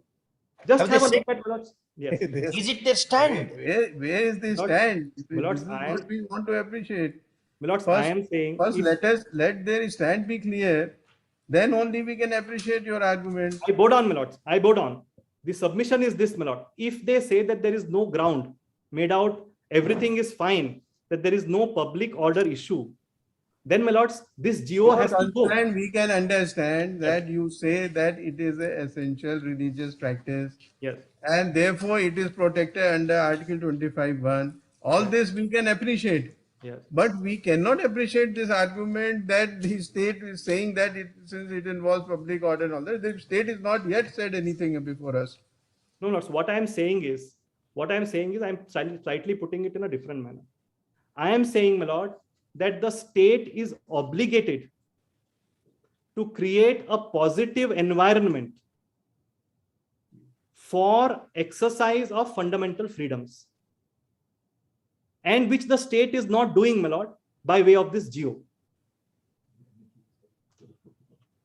And lordships put to me, where is the state saying that you can impose a restriction on that they are imposing a restriction on public order? In fact, if your lordship sees the GO, they say public order, my lord. Kindly have a look at that GO. That's a very important question which fell from my lords. Lordships asked me a very pertinent question. How do you assume that it is public order? One of the grounds which they take is public order. Just have a look at the last part of the GO, my lord. That operative portion, as they say. in colleges that come under the pre-university education department's jurisdiction, the uniforms mandated by the college development committee or the board of management should be worn. In the event management does mandate a uniform, students should wear clothes that are in the interest of unity, equality, and public order. Public order, they say that, my lord, the ground which is taken. I did not want to. The translation was, in fact, I wanted to. Where is that? Kannada. It in fact runs contrary. I'm not. Do you have the official translation of this? Possible words, in fact, now I have got it done from Directorate of Translation. Give it. We have given. Of course, possible words are different. Somebody local would have translated that mistake. Now this is the official one which we have done. Runs contrary to what the original is. We also feel that the translation is not correct. Yes, yes, my lord. It may not be up to the mark, my lord. I concede, my lord. I It's concede, my lord. possible that bona fide error. It happens. Yes, We can be blamed for this. Yes, yes. But it runs contrary to the original document. Is your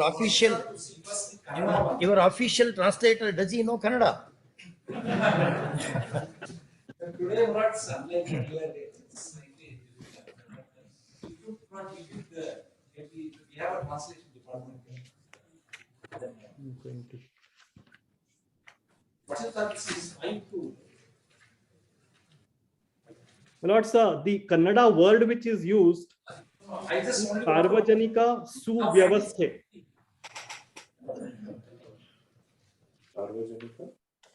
So, my lord, what I was submitting is, just have a look at. One second, we will verify the official version of the state first. In fact, there is an official languages act which mandates every legislation. Yes, it has to be in the local language.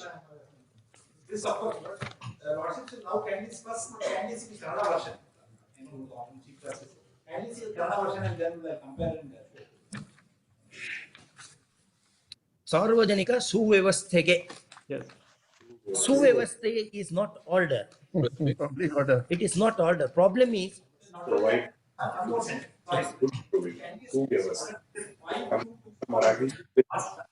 Suvyavastha. Suvivastha is Hindi also and Marathi also, my lord. College ಅಭಿವೃದ್ಧಿ ಸಮಿತಿ ಅಥವಾ ಆಡಳಿತ ಮಂಡಳಿಯ ಮೇಲ್ವಿಚಾರಣಾ ಸಮಿತಿಯು ನಿರ್ಧರಿಸುವಂತಹ next sentence very important. ಆಡಳಿತ ಮಂಡಳಿಗಳು ಸಮವಸ್ತ್ರಗಳನ್ನು ನಿಗದಿಪಡಿಸದೇ ಇದ್ದಲ್ಲಿ ಸಮಾನತೆ ಮತ್ತು ಐಕ್ಯತೆಯನ್ನು ಕಾಪಾಡಿಕೊಂಡು ಹಾಗೂ ಸಾರ್ವಜನಿಕ ಸುವ್ಯವಸ್ಥೆಗೆ ಭಂಗವಾಗದಂತೆ ಇರುವ ಉಡುಪುಗಳನ್ನು ಧರಿಸಿಕೊಳ್ಳುವುದನ್ನು ಆದೇಶಿಸಿದೆ.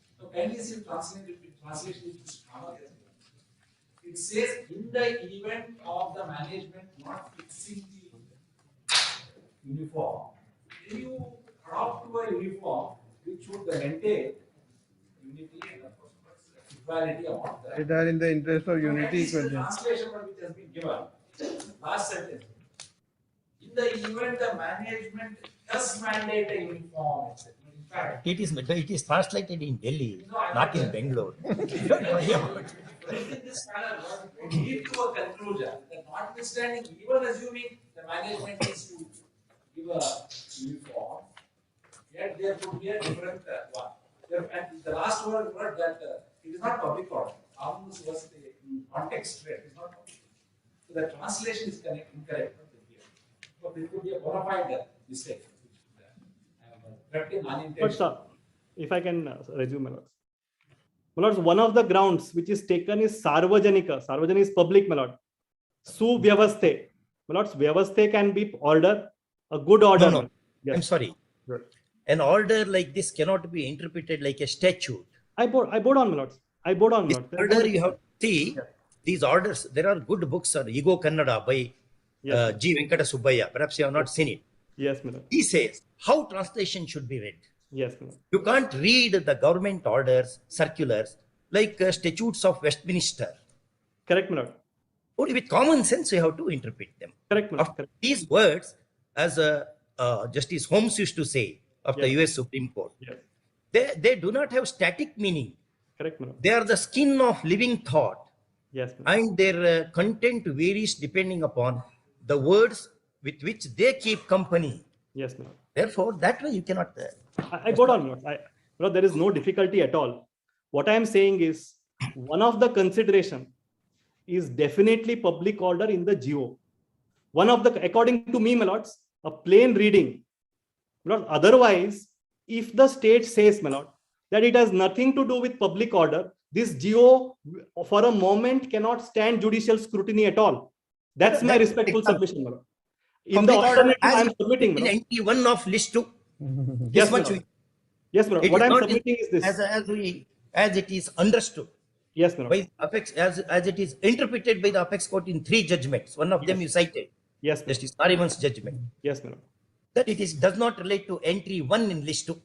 Correct, my lord. Correct. Then you can proceed. So therefore, my lord, looked at from either angle, if they say it is not a matter of public order, it is not protected by, my lords, 25(1). The exemption of 25(1) goes. So therefore, my lord, this GO has to go in any event. And I am not only challenging the GO, I am also asking a positive mandamus from your lordship to permit me, my lord, to wear a headscarf when I'm going to school with the same color. I am not asking for any distinction as far as uniform is concerned. So that, my lord, a positive mandate also I'm asking from your lordships. And that, my lord, positive mandamus is mandated, my lord, by a series of decisions. Very weak. They have used lavishly these words. Even spelling.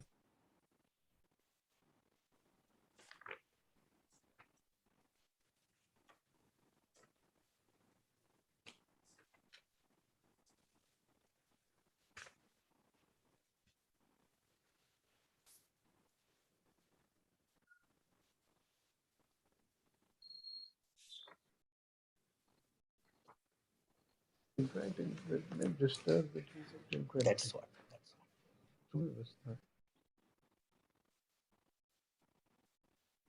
Would your lordships like me to continue tomorrow, my lords, or subject to your lordship's pleasure, my lord? I am here, my lord, host, whenever you like. We have troubled your lordships enough today.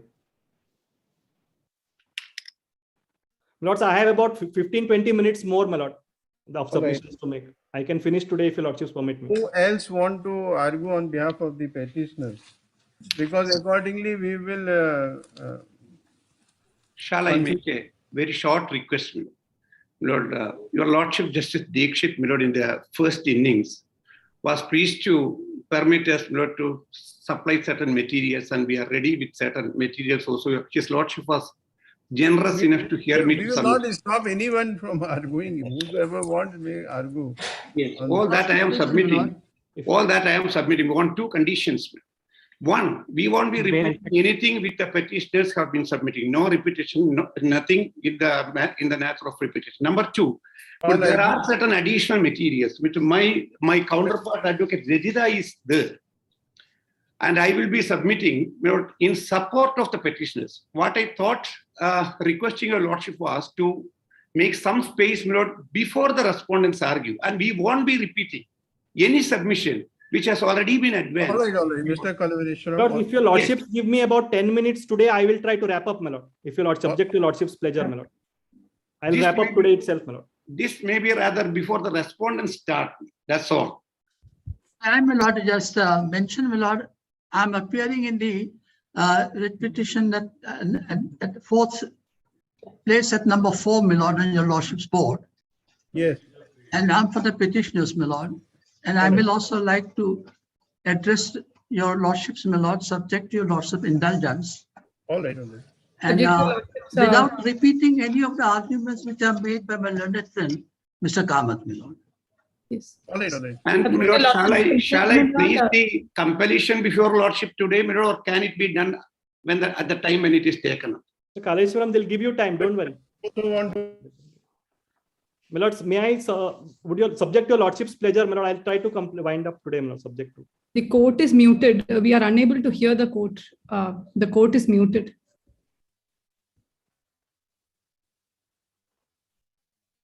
Lord, we are unable to hear the court. Unmute. Yes. You have moved some application for impleadment.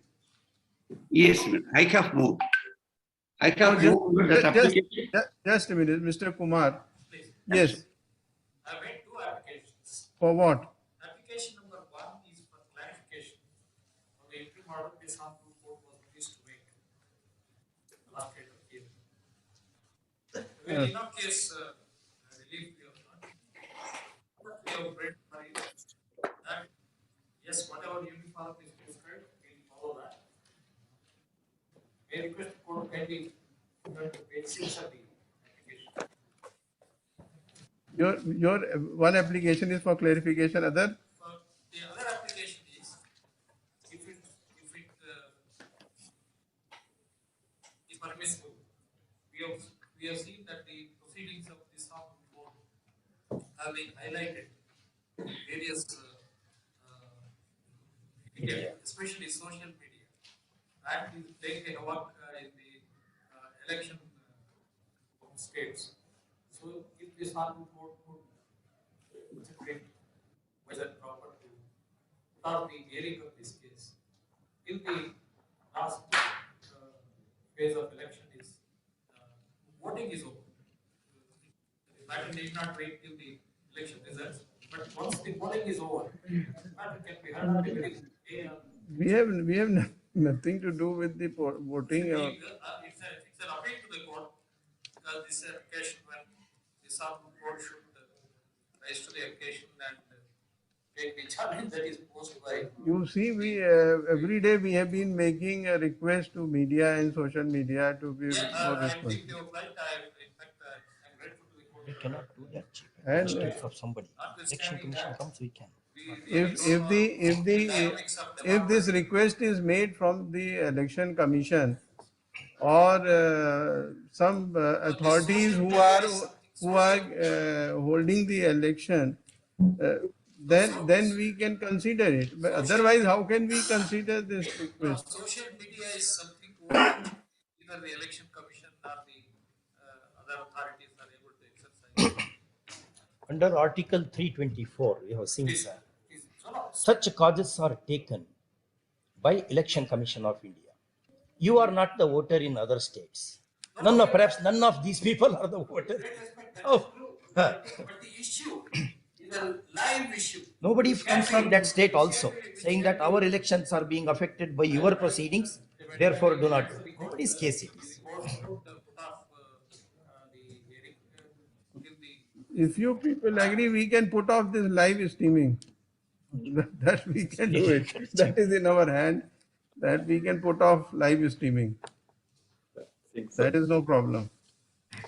But so far as making any restriction on the media, that is not. No, my lord. Decides, we will avoid it.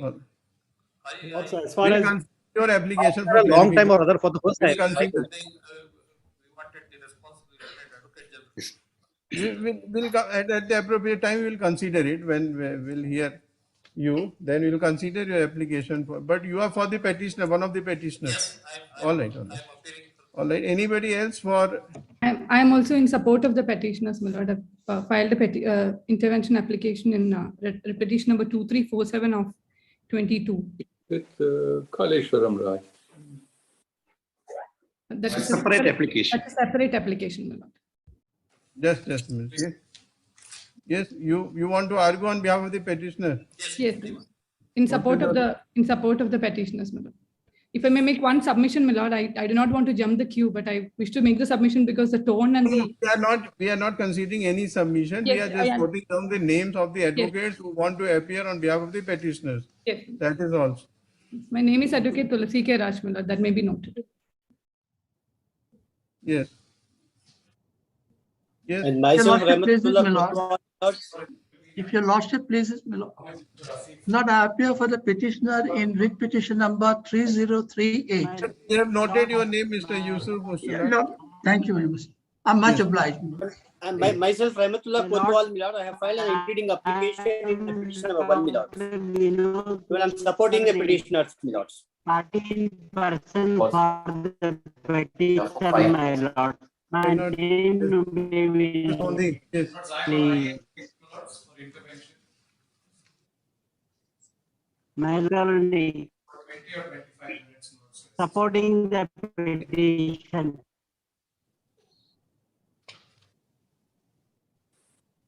I'm party person, my lord. Supporting the petition. My name may be kindly noted.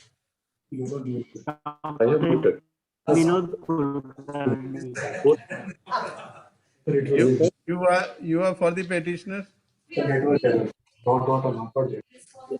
Respondent we are not considering right now. All right. Third.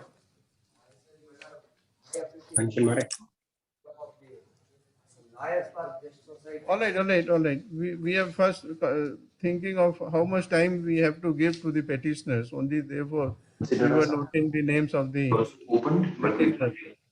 We will have this matter again My tomorrow lord, at 13. I am the party in I need 5 to 10 person of minutes to wrap Vinod up, my lord. Kulkarni We for heard petition. the arguments of Mr. Devdutt Kamath on behalf of the petitioner and the petition so and so. Are continuing. It is informed at the bar that Mr. Kalmaneshwar, Senior Advocate, Mr. Yusuf Machala, Senior Advocate, Mr. Ravi Verma Kumar, Senior Advocate, Tulsi K. Raj, and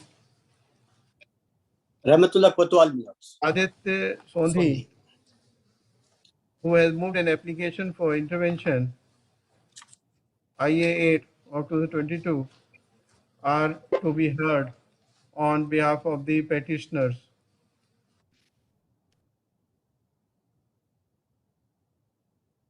My lord, I'm so sorry. List on 15 My lord, at 2:30 p.m. My lord, may I most humbly submit, my lord, the first petition, my lords, the 6 petitioners had filed petition number 2146 of 22, my lord. My lords, I'll be appearing for the petitioners tomorrow, my lord. I seek your lordship's leave, my lord. What is your name? My name is Tanveer Ahmed Mir, my lord. What's the name? So Tanveer Ahmed, full name, sir? My name is Tanveer Ahmed Mir, my lord. My last name is Mir, M-I-R. My lords, these petitioners, my lords, are the first petitions, my lords, in the line of order that were filed initially, my lord. My name may kindly be corrected in the order, my lord. There is a mistake which probably that may not create a problem tomorrow. Yes, I'm Kalishwaram Raj, my lord. I am, your lordship noted the name, it is Kalishwaram Raj. Okay. Obliged. Public interest litigation has been tagged with this matter, apart from the last matter. With public interest litigation, you connect with bunch of petitions such and such.